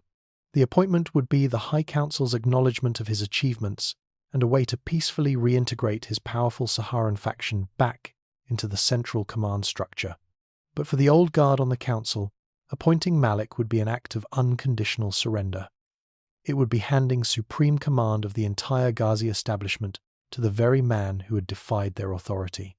It would legitimize his private army and his personal treasury. It would be the end of their world. In a decision born of fear and pride, the council voted to appoint Hassan as the new Grand Marshal. The news of the appointment was carried to Malik by a delegation of junior officers. They found him not in his palace, but in the central training ground of his citadel, personally overseeing the drills of a new regiment of Sudanese infantry. He received the news in silence, his face an unreadable mask. He listened as the delegates explained the council's reasoning, the importance of seniority, the need for a commander based in Alexandria, the stability of the northern front. When they were finished, he simply nodded. He offered the delegates refreshments and assigned them luxurious quarters. But that night, under the brilliant desert stars, the entire Praesidium Malikia was sealed. The delegates from Alexandria were placed under courteous but inescapable house arrest. The long-range camel patrols that were the eyes of the fortress rode out in every direction. Their mission to secure the desert routes and relay a single, coded message to allied Berber tribes. Malik had made his decision. 2 weeks later, a proclamation, written not on humble papyrus but on fine vellum, and stamped with Malik's own personal seal, a desert hawk clutching a golden spear appeared simultaneously in the marketplaces of Carthage, Tripoli, and Alexandria. It was a masterpiece of political propaganda. It did not declare rebellion against the Roman Empire. On the contrary, it proclaimed itself a movement to save it, Malik declared himself the true protector of the Alexian legacy, the rightful heir to the vision of Alexios IV. He accused the High Council in Alexandria of being corrupt, decadent, and incompetent old men who had betrayed their sacred trust. He claimed they had squandered the empire's resources on a pointless stalemate in the north while neglecting the real opportunities in the south. He accused them of abandoning the true, militaristic tenets of the Ghazi orthodoxy in favor of a comfortable, bureaucratic existence. He announced that he was marching north not to overthrow the state, but to purify the Ghazi Corps of its corrupt leadership and to restore it to its founding principles of discipline, loyalty, and victory. He called upon all true Ghazis to join him in his holy mission. The proclamation shattered the uneasy peace of the African provinces. The commander of the Carthaginian garrison, a young general who admired Malik and resented the authority of the Alexandrian clique, immediately declared his support, placing the entire Maghreb under Malik's control. The Berber tribes of the interior, long allied with Malik, rose up, cutting the land routes between Carthage and Egypt. The governor of Egypt, the newly appointed Grand Marshal Hassan, found his authority collapsing overnight. His own junior officers, inspired by Malik's charisma and the promise of Saharan gold, began to desert in droves. The High Council, which had believed it was merely passing over a troublesome general for a promotion, suddenly found itself in a fight for its very existence. Hassan, in a panic, declared Malik a traitor and began to frantically assemble the legions still loyal to him to defend Alexandria. The Ghazi civil war had begun. It was not a war between ideologies or nations. It was a war between two generations, between two visions of empire, fought within the body of the same military brotherhood. It was a war between the Alexandrians, who sought to preserve the unified structure they had inherited, and the Saharans, who believed in a new, decentralized future of personal power and endless expansion. As Malik's disciplined legions, their banners bearing the desert hawk, began their methodical advance along the Libyan coast towards the Nile Delta, the news of the revolt spread across the Mediterranean. In the mountains of Anatolia, Andronikos, Phocas, and the commanders of the Hellenic Guard received the intelligence with a sense of grim, divine vindication. Their hated enemy was now consuming itself. The Poisoned Chalice, which had brought the Ghazi heretics so much power and glory, was finally turning upon itself. Their moment, they knew, was at hand. The news of the Ghazi civil war reached the fortified headquarters of the Hellenic Guard in Nicaea, not through spies or official channels, but through the mundane chatter of the marketplace.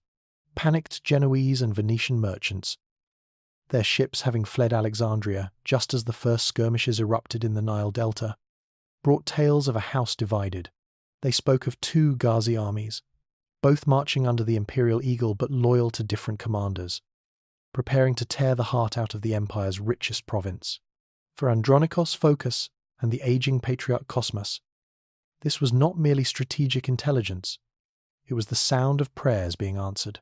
For a decade, they had watched from their Anatolian fortress, their holy crusade locked in a frustrating stalemate against an enemy that was too rich and too powerful to defeat.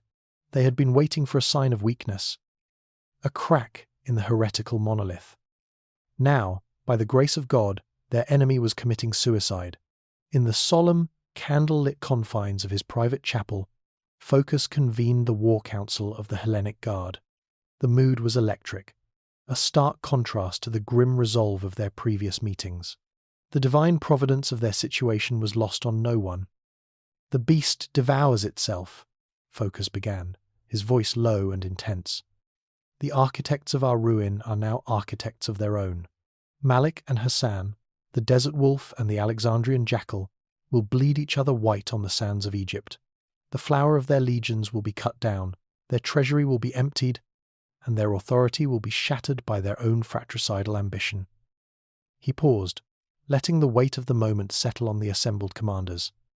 "This is the moment God has given us. This is the opportunity for which we have trained, for which we have prayed." Their strategy session was not about whether to act, but how. A few of the younger, more impetuous commanders argued for a direct, immediate assault across the Bosphorus to seize Constantinople. The city, they argued, was weakly defended by the puppet Emperor Leo and a single Ghazi legion.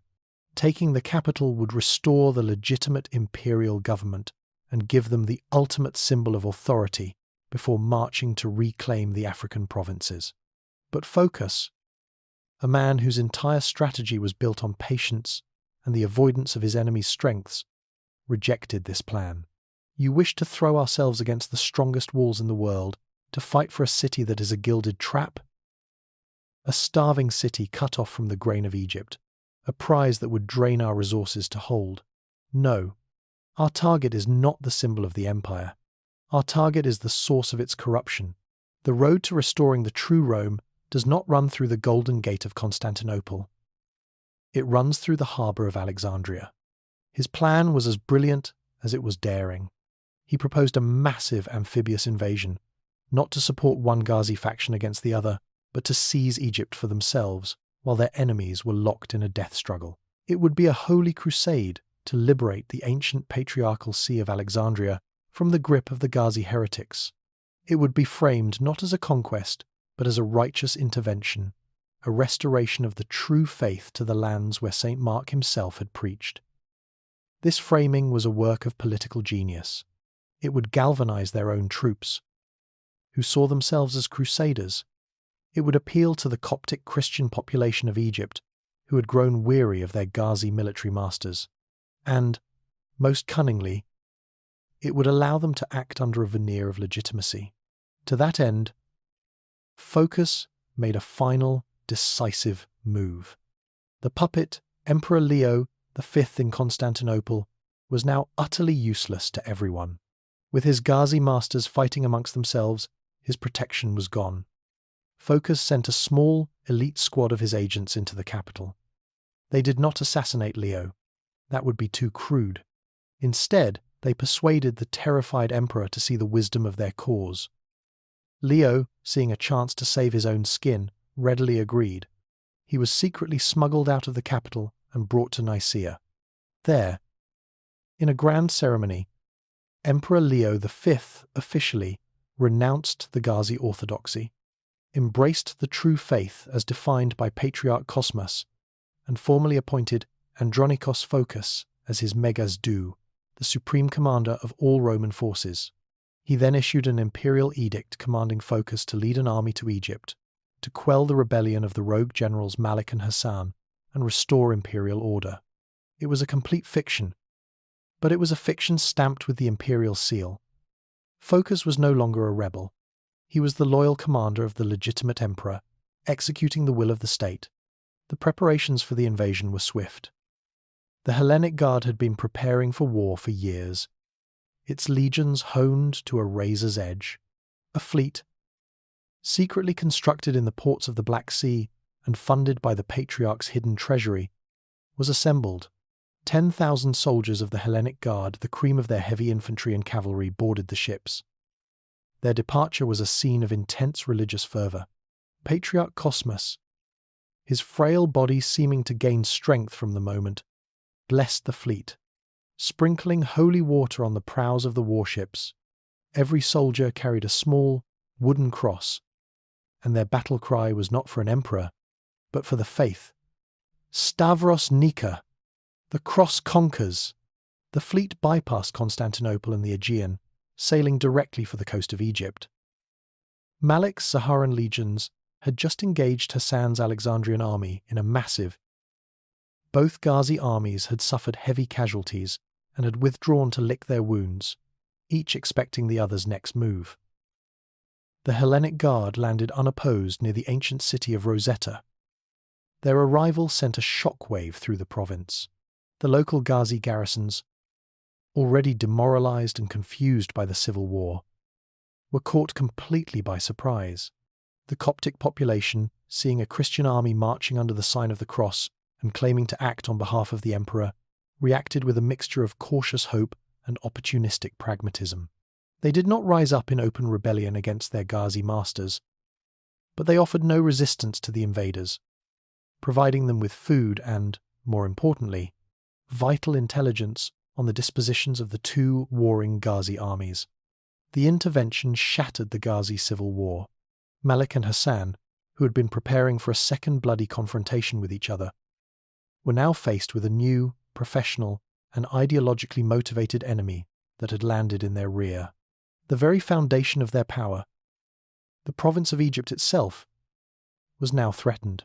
Grand Marshal Hassan, whose primary duty was the defense of Alexandria, was forced to break off his campaign against Malik and turn his battered legions eastward to meet the new threat. Malik, seeing an opportunity in the chaos, did not retreat. Instead, he shadowed Hassan's army, allowing the two rival forces to engage, hoping to pick off the winner. The clash between the Hellenic Guard and the Alexandrian Ghazi army took place a mere 50 miles from Alexandria. It was the first time the two rival military systems had ever met in open battle. A clash of steel and a clash of worlds. The gleaming, bronze-armoured hoplites of the Guard met the black-clad veterans of the Ghazi Corps. The heavy cataphract cavalry of the Anatolian nobles charged the disciplined spear walls that had conquered North Africa. It was a brutal, grinding battle, a contest between two perfectly matched and utterly irreconcilable forces. The Hellenic Guard, fired by religious zeal and led by the brilliant tactician Phocas, managed to gain the upper hand. Grand Marshal Hassan himself was slain, and the remnants of his army streamed back in disarray towards the fortress of Alexandria. Andronikos Phocas stood victorious on the field, the path to Alexandria seemingly open. But as his exhausted troops began to regroup, his scouts brought dire news. Malik's Saharan legions, who had been watching the battle from a distance, were now advancing. They were not coming to aid the defeated Alexandrians. They were coming to claim the prize for themselves. Malik had allowed his two enemies to destroy each other. Now, he intended to sweep aside the weary victors and take Egypt for himself. The Anatolian intervention had succeeded beyond Phocas's wildest dreams, shattering the unity of his enemies. But in doing so, it had not ended the war.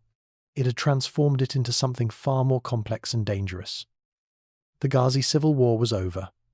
The War of the Three Romes was about to begin. The victory of the Hellenic Guard was as fleeting as a desert mirage. On the blood-soaked fields where the Alexandrian Ghazi army had been broken, Andronikos Phocas's commanders struggled to restore order to their exhausted and depleted ranks. The air, thick with the scent of death and the cries of the wounded, should have carried the sweet taste of triumph. Instead, it was filled with a new and colder dread. From the west, appearing like an apparition on the horizon, a new army was advancing. It was not the disorganized remnant of a defeated foe. It was a disciplined, cohesive force, its ranks moving with a confident swagger. At its head flew the unfamiliar banner of the Desert Hawk. Malik's Saharan legions, fresh, battle-hardened, and smelling blood in the water, had arrived to claim the spoils. Phocas, a master of the battlefield, instantly grasped the catastrophic nature of his situation. His men were at the absolute limit of their endurance, their reserves of arrows spent, their cavalry horses exhausted.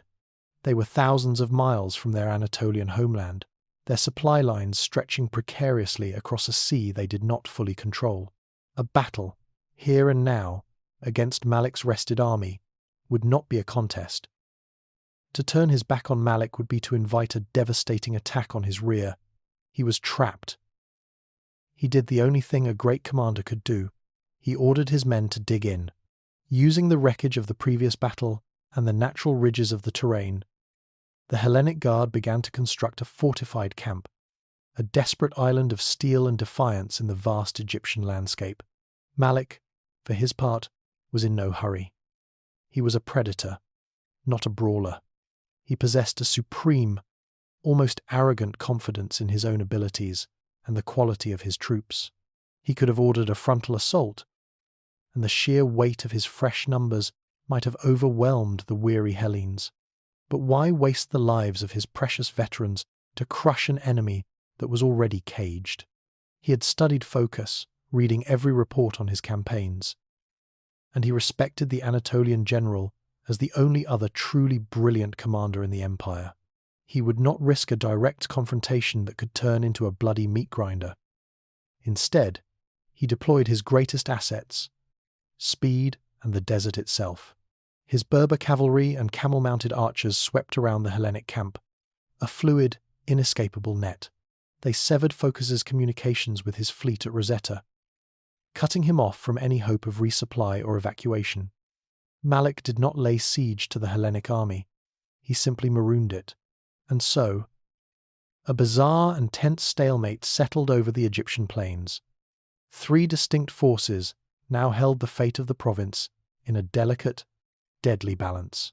In their fortified camp, the Hellenic guard stood defiant but isolated. In the great fortress city of Alexandria, the remnants of Hassan's army, leaderless but still possessing thousands of soldiers, barred their gates to all comers, loyal only to their own survival. And surrounding them both was Malik's Saharan army, a coiled serpent, too powerful to be dislodged, but hesitant to strike the final, costly blow. The prize they were all fighting for, the immense wealth and infrastructure of Egypt, was being slowly choked to death.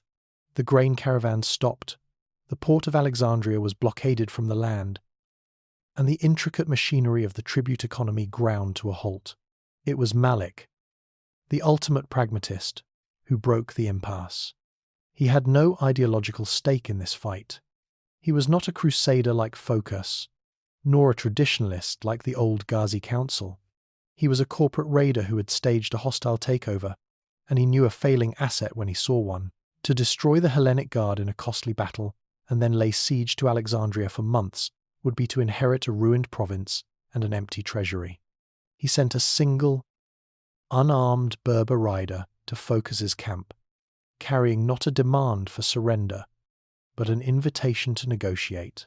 Phocas, facing the slow starvation of his army, had no choice but to accept. The two great commanders met in a silk pavilion, erected in the no-man's land between their armies. They were mirror images of ambition. Two men who had risen from outside the established centres of power to command the fate of nations. Phocas was the old world, a Christian knight, his face etched with the lines of duty and faith. Malik was the new, a desert predator, his movements fluid, his eyes sharp and calculating. There was no talk of faith, legitimacy, or the will of God. It was a negotiation between two CEOs dividing a global corporation. Malik's position was brutally simple. "I want Africa," he stated, without preamble. "All of it. From this river to the Pillars of Hercules, and south to the salt and the gold. It is the source of all wealth. And my armies control it.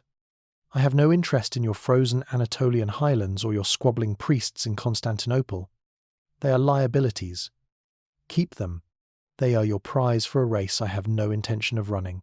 Phocas, in turn, laid out his core objectives. It was the destruction of the Ghazi heresy and the restoration of the true Orthodox faith to the seat of imperial power. We have accomplished the first by destroying Hassan's army. The second can only be achieved in Constantinople. He knew that a permanent occupation of Egypt was impossible. To rule, it would require becoming the very thing he fought against. A military despot reliant on a heretical army and a tribute economy. In that tent, under the harsh Egyptian sun, the two men acknowledged the reality that had been true for decades. The Roman Empire was already dead. It had fractured into two distinct, incompatible civilizations, yoked together by a shared but increasingly fictional history. They were not negotiating a peace. They were drafting a death certificate, the agreement they hammered out, which would become known as the Treaty of the Nile, was a formal partitioning of the known world.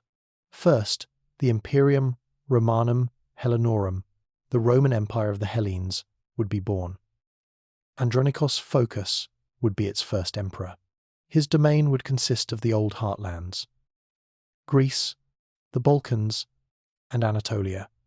He would have the city of Constantinople, the title of Augustus, and the blessing of the ecumenical Patriarch.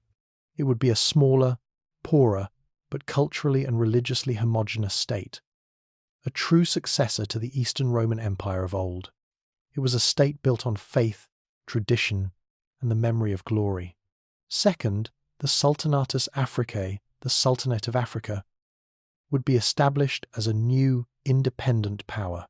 Malik al-Rumi would be its first sultan, a title deliberately chosen for its non-Roman, non-Christian connotations. His empire would encompass all the former Roman territories in Africa, from the borders of Egypt to the Atlantic, and his new conquests in the Sahel. He would possess Alexandria, Carthage, the Trans-Saharan trade routes, and the entirety of the continent's unimaginable wealth. It would be a syncretic, militaristic, and brutally pragmatic state, whose religion was the Ghazi orthodoxy, and whose law was the will of the army. There was a third unspoken consequence of their treaty. Their agreement only bound the territories they directly controlled. The Ghazi commanders in the far western Maghreb, ambitious men who had only nominally pledged allegiance to Malik, saw the treaty as a betrayal. They had not been consulted. Malik, by abandoning the claim to the Roman name and focusing his new empire on Egypt and the Sahara, had effectively abandoned them. Cut off from the legitimacy of the old empire and the power of the new sultanate, the far west descended into an era of endemic warfare, with local emirs, Berber warlords, and pirate kings carving out their own petty kingdoms from the wreckage. The treaty was signed. The mirror was shattered. The execution was swift. The Hellenic Guard, their honour intact and their primary mission accomplished, were given safe passage to their fleet. They embarked not as a defeated army, but as the saviours of orthodoxy. Their crusade a stunning success in their own eyes. Malik's legions, in turn, marched into Alexandria, the city's garrison wisely surrendering to the undisputed master of Africa. The Roman Empire, a continuous political entity for over 1,500 years, had ceased to exist. In its place were three heirs, each claiming a piece of the legacy. There was the pious, traditionalist empire of the Hellenes in Constantinople, clutching the symbols of the past. There was the fabulously wealthy and dynamic Ghazi Sultanate in Alexandria, controlling the future, and there were the anarchic warlord states of the far west, a testament to the chaos unleashed. The chalice, created to save one empire, had been drunk to the dregs, and its poison had given birth to three. The return of Andronikos Phocas to Constantinople was not the triumphant entry of a conquering hero.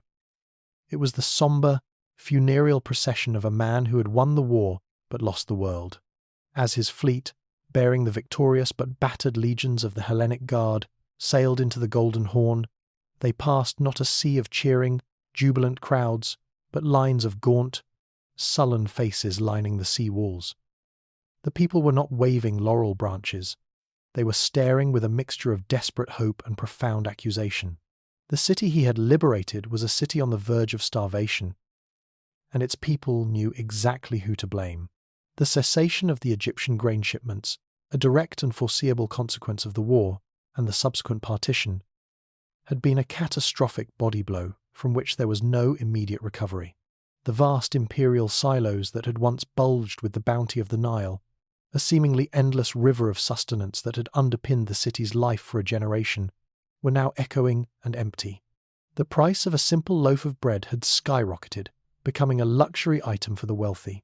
The imperial bakeries, once the symbol of the emperor's paternal care for his people, where hundreds of thousands of free loaves were distributed daily, were shuttered, their cold ovens a monument to a lost age of plenty.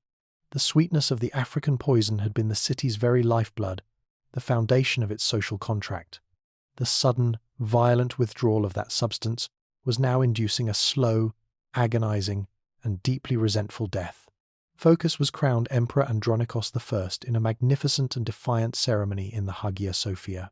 Patriarch Cosmas, his ancient body seeming to draw one last surge of strength from the magnitude of the moment, placed the heavy imperial diadem on his head with trembling hands. The ancient rites were meticulously observed, the sacred hymns were sung with a fervour that was almost painful, and the assembled nobility of the new Hellenic Empire hailed their Augustus. But the gilded grandeur of the ceremony could not conceal the stench of decay and hunger that now hung over the city. The empire was pure, it was orthodox, it was legitimate, and it was utterly bankrupt. The splendid, jewel-encrusted robes of the new emperor were a threadbare covering for a state that was, in reality, a hollowed-out shell. The first decade of Andronikos' reign became a brutal education in the new realities of their diminished world. The grand, strategic challenges of warfare were replaced by the mundane, soul-crushing tasks of managing a permanent and irreversible decline. His first imperial edict was not a proclamation of victory, but a desperate and sweeping agrarian reform, offering massive tax breaks and heritable land grants to anyone willing to resettle and cultivate the long-neglected fields of Anatolia and Thrace. But the deep wounds of a generation could not be healed by a mere decree. The land was fallow and overgrown, the irrigation channels had collapsed, entire villages had been abandoned, and the essential infrastructure of rural life had crumbled. The harvests, when they came, were meagre, barely enough to feed the Anatolian provinces themselves, with precious little left over for the hungry, grasping more of the capital. Constantinople, a metropolis whose population had once swelled to nearly 500,000 souls under the African subsidy, began to hemorrhage people. The complex urban ecosystem collapsed. Artisans whose crafts depended on imported materials, labourers who had worked the now empty docks, and even minor nobles whose state stipends had vanished, saw no future in a city of scarcity. A great, silent exodus began. A demographic bleeding that the state was powerless to stop. They fled to the provinces to scratch a living from the soil, or they took ship for the rising city-states of Italy, seeking their fortunes in Venice or Genoa. The Queen of Cities was becoming a ghost town, its magnificent forums and colonnaded avenues now peopled by a dwindling, impoverished population, their footsteps echoing in the vast, empty spaces. The military, the very instrument of Phocas's rise to power, suffered a similar, humbling decline.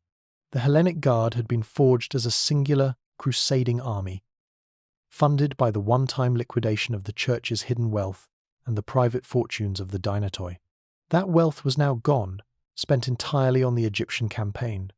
The new state, deprived of the vast tax revenues from Africa, could no longer afford to maintain such a large, elite professional force. With a heavy heart, Andronikos was forced to do the unthinkable.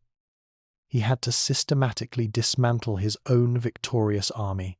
Thousands of veterans, the heroes who had faced down the Ghazi legions, were pensioned off with grants of land they now had to farm themselves, their swords quite literally beaten into ploughshares. The gleaming bronze and iron armour was carefully oiled and put into long-term storage in the armories of the Great Palace. The great war horses of the cataphracts were sold off to wealthy nobles. The Hellenic Guard was reduced to a corps of a few thousand household troops, a palace guard rather than a field army. Their primary duty to maintain order in the restive capital. The defence of the new empire now relied, as it had in the dark centuries before Alexios IV, on the patchwork system of local militias and the unreliable private retainers of the landed nobility, the very system that had failed the empire so catastrophically in the past. The cycle of history had turned back on itself, and the state was now as vulnerable as it had ever been. Geopolitically, the new Hellenic Empire was a frail island in a sea of gathering predators. To the east, the Seljuk Turks, who had been content to watch the Romans exhaust themselves in civil war, now saw an irresistible opportunity. They began to probe the weakened Anatolian frontier, launching ever bolder raids that the diminished Roman forces struggled to contain. To the west, the ambitious Norman kingdoms of Sicily and southern Italy, no longer held in check by a powerful Roman fleet, looked at the chaotic Balkans and saw a vacuum. They began to aggressively encroach on the empire's remaining territories in Greece, seizing valuable islands and coastal towns. To the north, the Bulgarians and Pechenegs. Andronikos Phocas, the brilliant field general, was now a beleaguered firefighter. His reign became a constant, desperate struggle to hold the crumbling frontiers, to plug one leak in the imperial edifice only to see another spring open. The culture of the Hellenic Empire mirrored its material poverty. The opulent, vibrant, cosmopolitan court of the African-funded era vanished completely. In its place was a court defined by a rigid, almost competitive austerity. a deep and pervasive piety, and a profound, backward-looking nostalgia. The dominant intellectual and cultural force was the Orthodox Church, now completely, unquestioningly triumphant. The heresy had been vanquished, and the Patriarch was now the second most powerful man in the state. The focus of art and literature turned inward and backward. Artists no longer created glittering mosaics celebrating imperial victories. They painted somber, dark-hued icons of martyred saints and ascetic desert fathers. Scholars did not study the new sciences of geography and engineering as they did in Alexandria.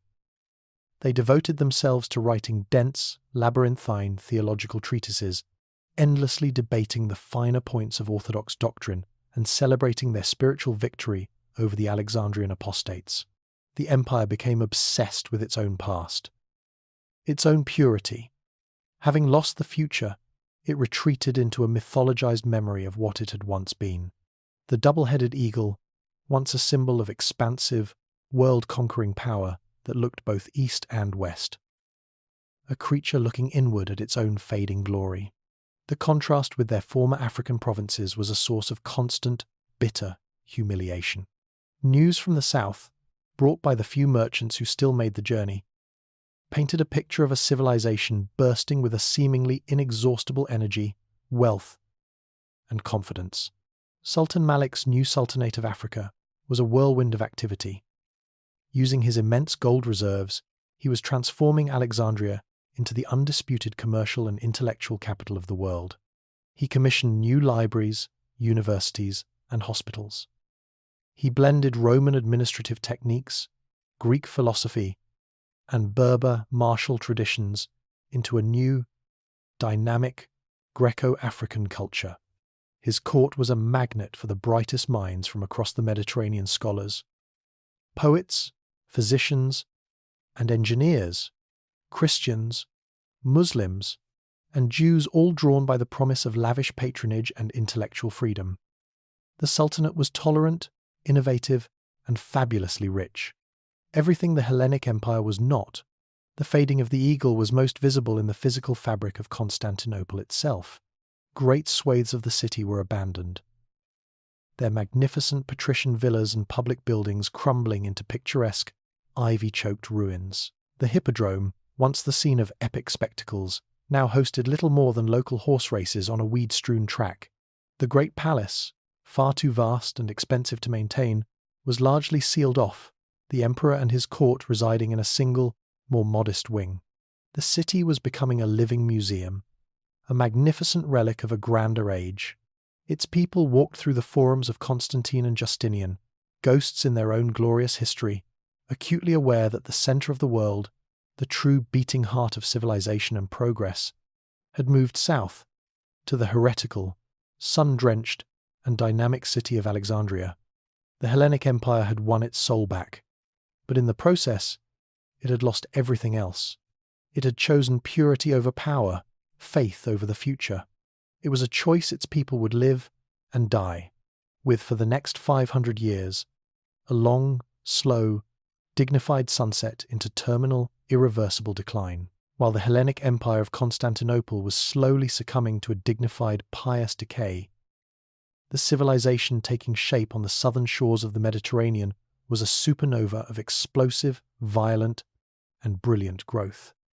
The Sultanate of Africa, born from the ambition of a single general and built upon the foundations of a heretical army, was a new and entirely unprecedented force in the world.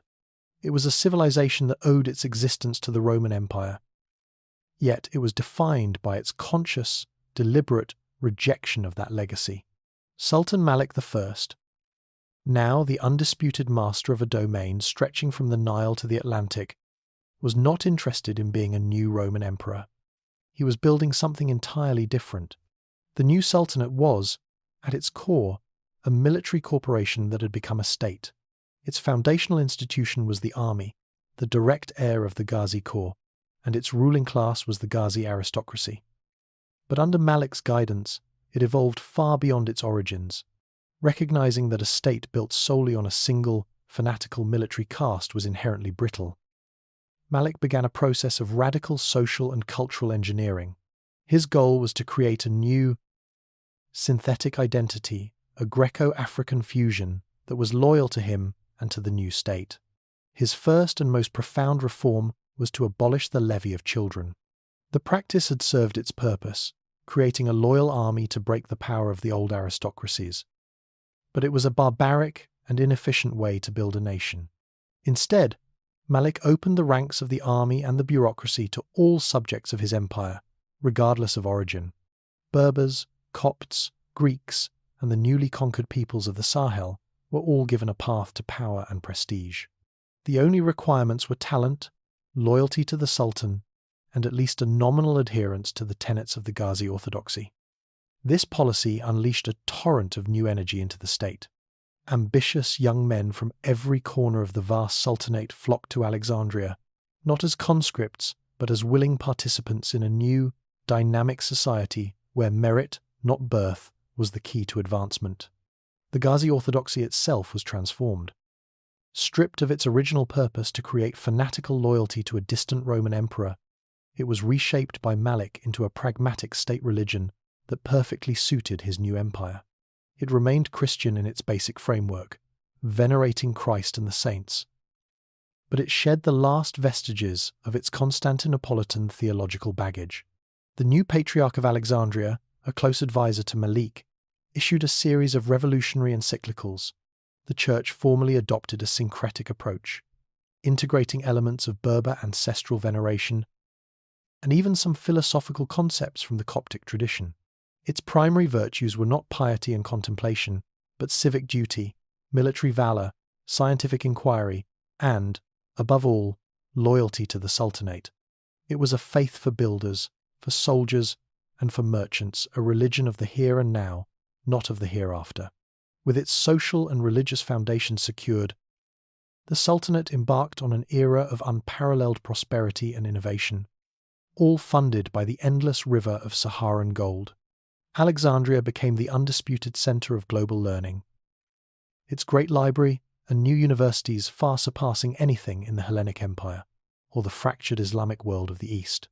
Scholars in the Sultanate, unburdened by the rigid dogma of either traditional orthodoxy or Sunni Islam, made breathtaking advances. Physicians, studying ancient Greek texts alongside new medical knowledge from sub-Saharan Africa, developed new surgical techniques and an advanced understanding of tropical diseases. Astronomers, using new, precision-built instruments, mapped the stars with an accuracy unseen for 1,000 years. Engineers, perfecting the Roman art of hydraulics, developed vast new irrigation projects that made the deserts of Libya bloom. This intellectual ferment was matched by an explosion in art and architecture.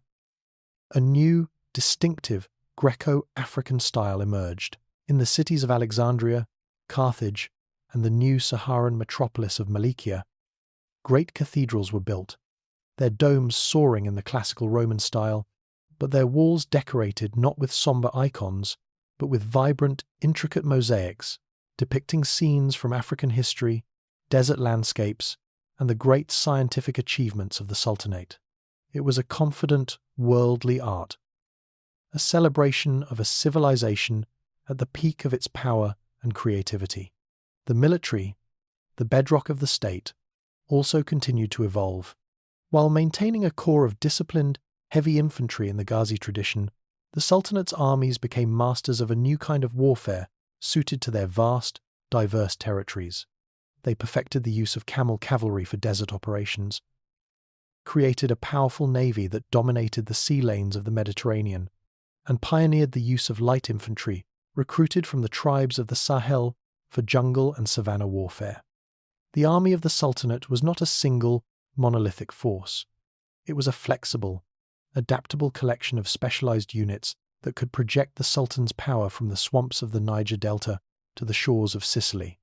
However, the very success and dynamism that defined the Sultanate also contained the seeds of its future challenges. The formal partition of the old empire at the Treaty of the Nile had not been a clean break. The Ghazi commanders in the far western Maghreb, the lands of modern-day Algeria and Morocco, had rejected Malik's authority. They saw him as a traitor to the Ghazi cause, a man who had abandoned the sacred mission of ruling the entire Roman world in exchange for a personal empire in the east. They clung to the old, militaristic, and aggressive form of the Ghazi orthodoxy, and they saw themselves as the true heirs of Alexios IV's legacy. In the decades following the partition, these western territories, which became known as the Ghazi Emirates, evolved into a mirror image of the sophisticated Sultanate. They were not centers of learning and trade, but militaristic, expansionist pirate states.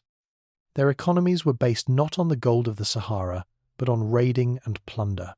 From fortified ports like Algiers and Tangier, their fleets terrorized the Christian shipping of the western Mediterranean.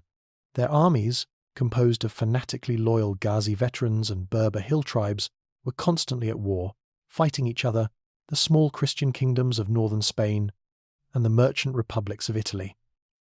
They were a constant, bleeding sore on the western flank of Malik's domain and a source of profound ideological challenge.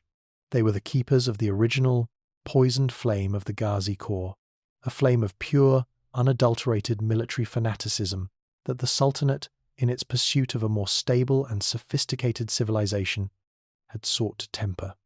Thus, the legacy of the Ghazi Corps was not one empire, but two.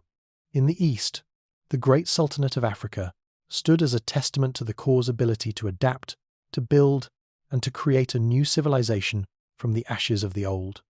It was a stable, prosperous, and intellectually vibrant empire, a true heir to the administrative genius of Rome. In the west, the chaotic, violent Ghazi Emirates stood as a testament to the Corps' origins, its fierce discipline, its religious fanaticism, and its inherent lust for conquest. The heirs of Africa were a fractured legacy, one half a brilliant, shining beacon of a new kind of civilization, the other a dark, swirling vortex of perpetual warfare. The great schism that had torn the Roman Empire apart had not been healed. It had simply been replicated, creating a new, permanent fault line that now ran not between Europe and Africa, but through the heart of the Ghazi world itself. 1,000 years after the pragmatic Emperor Alexios IV first conceived of a personal army forged from the sons of his enemies, the world he had accidentally created had settled into a new and strangely stable equilibrium. The chalice he had forged to save one empire had been drained to the dregs, and its potent, transformative poison had remade the very fabric of civilization, leaving a legacy that was as brilliant as it was tragic, as creative as it was destructive. The three successor states that had emerged from the shattered mirror of the Roman Empire now defined the geopolitical, cultural, and religious landscape of the known world, each a living testament to a different aspect of the poison's power. The Hellenic Roman Empire, centered on its ancient, hallowed, and impoverished capital of Constantinople, endured. It was a civilization defined by what it had lost. Its survival was a minor miracle, a testament to the resilience of its people and the impregnable walls of its capital. It had become a holy relic, a state whose primary purpose was not to conquer or to grow, but to remember. Its emperors, drawn from the proud lineage of Andronikos Phocas, were more high priests than rulers, their days spent in pious ceremony and the meticulous preservation of ancient traditions. The empire's great contribution to the world was no longer in law or in military science, but in art and theology. Its monks produced exquisite icons and illuminated manuscripts, works of profound, sorrowful beauty that were highly prized in the courts of Europe. Its theologians, in their endless contemplation of the past, had created a form of Orthodox Christianity that was intensely mystical, deeply philosophical, and utterly divorced from the grubby realities of worldly power. The Hellenic Empire was the anchor of memory, a society that had sacrificed its future to preserve the purity of its past. It survived, but it did not live. It was a beautiful, gilded fossil, a permanent monument to the price of its own salvation. To the south, across a sea that was now a highway for its commerce, lay the great Sultanate of Africa. Alexandria was the undisputed center of the world, a city that dwarfed Constantinople in population, wealth, and intellectual vibrancy. The Sultanate was the Poison's most spectacular creation, a testament to its power to synthesize and to build. The Greco-African culture, born in the barracks of the Ghazi Corps and nurtured in the libraries and universities of Alexandria, had blossomed into a civilization of unparalleled sophistication. Its engineers had mastered technologies of irrigation, architecture, and naval design that were centuries ahead of the rest of the world. Its physicians had all but eradicated the Great Plagues, and its astronomers had charted the heavens with a precision that would not be matched in Europe for another 500 years. The syncretic Ghazi orthodoxy had mellowed into a tolerant, philosophical faith that encouraged scientific inquiry and artistic expression. The Sultanate was stable, prosperous, and breathtakingly creative, but it was a civilization built on a foundation of absolute military power and a deep-seated pragmatism that bordered on cynicism. It had no grand moral purpose beyond its own preservation and enrichment. It was a perfect, efficient machine, but one without a soul, a ghost of Rome's administrative genius without its universalist ideals. In the far west, the Ghazi Emirates of the Maghreb represented the Poison in its purest, most undiluted form. They were the feral, untamable spirit of the original Tagmaton Ghaziun made manifest. The Emirates were a vortex of perpetual, ritualized warfare. They fought the Spanish kingdoms to the north, the Italian maritime republics to the east, the desert tribes to the south, and, most of all, each other. Their society was a stark, brutal meritocracy of the sword. A man's worth was measured by his courage in battle and the number of ships he had captured. Their culture was Spartan, their faith was the original, fanatical, and intolerant Ghazi orthodoxy, and their contribution to the world was chaos. They were a permanent source of instability, a hornet's nest that constantly threatened the trade and security of the Western Mediterranean. Yet, in their own way, they were a testament to the terrifying effectiveness of Alexios's original creation. They were, in essence, a weapon that had achieved sentience and now existed only to fight. They were the Poison's legacy of endless, purposeless conflict. The world was permanently divided. The Mediterranean, once a Roman lake, was now a fractured sea, its eastern waters dominated by the sophisticated fleets of the Sultanate, its central basins contested by the Italians and the Hellenes, and its western reaches terrorized by the pirates of the Emirates. The great faiths had been irrevocably altered. Orthodox Christianity was now split between the mystical, contemplative tradition of Constantinople and the pragmatic, scientific creed of Alexandria.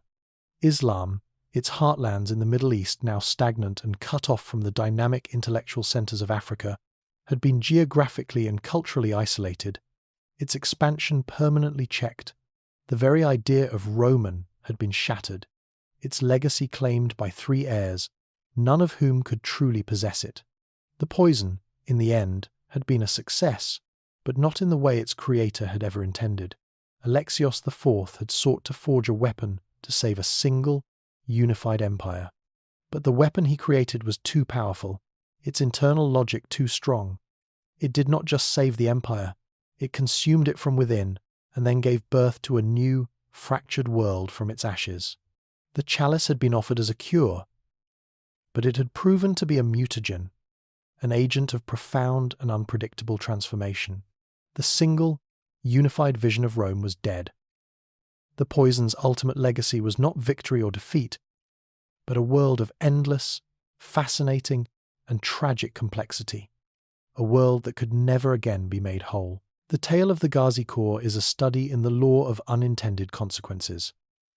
It is a testament to the seductive, terrifying power of the perfect solution. An emperor, faced with certain doom, created a perfect tool, an army that could not be bribed, that would not rebel, that would conquer all his enemies. He drank from the chalice of victory, and it saved his empire. But the chalice was poisoned. The very qualities that made the tool perfect its fanatical loyalty, its social isolation, its unique cultural identity, were the same qualities that guaranteed it would one day cease to be a tool and become a master in its own right. The army created to serve the state ultimately consumed the state. The solution to one great problem created a dozen new ones, each more complex and insoluble than the last. This is the nature of the Poisoned Chalice. The triumph it offers is real, but the price it extracts is the slow, imperceptible corrosion of the very thing you sought to save, until all that remains is the glittering, hollow cup itself.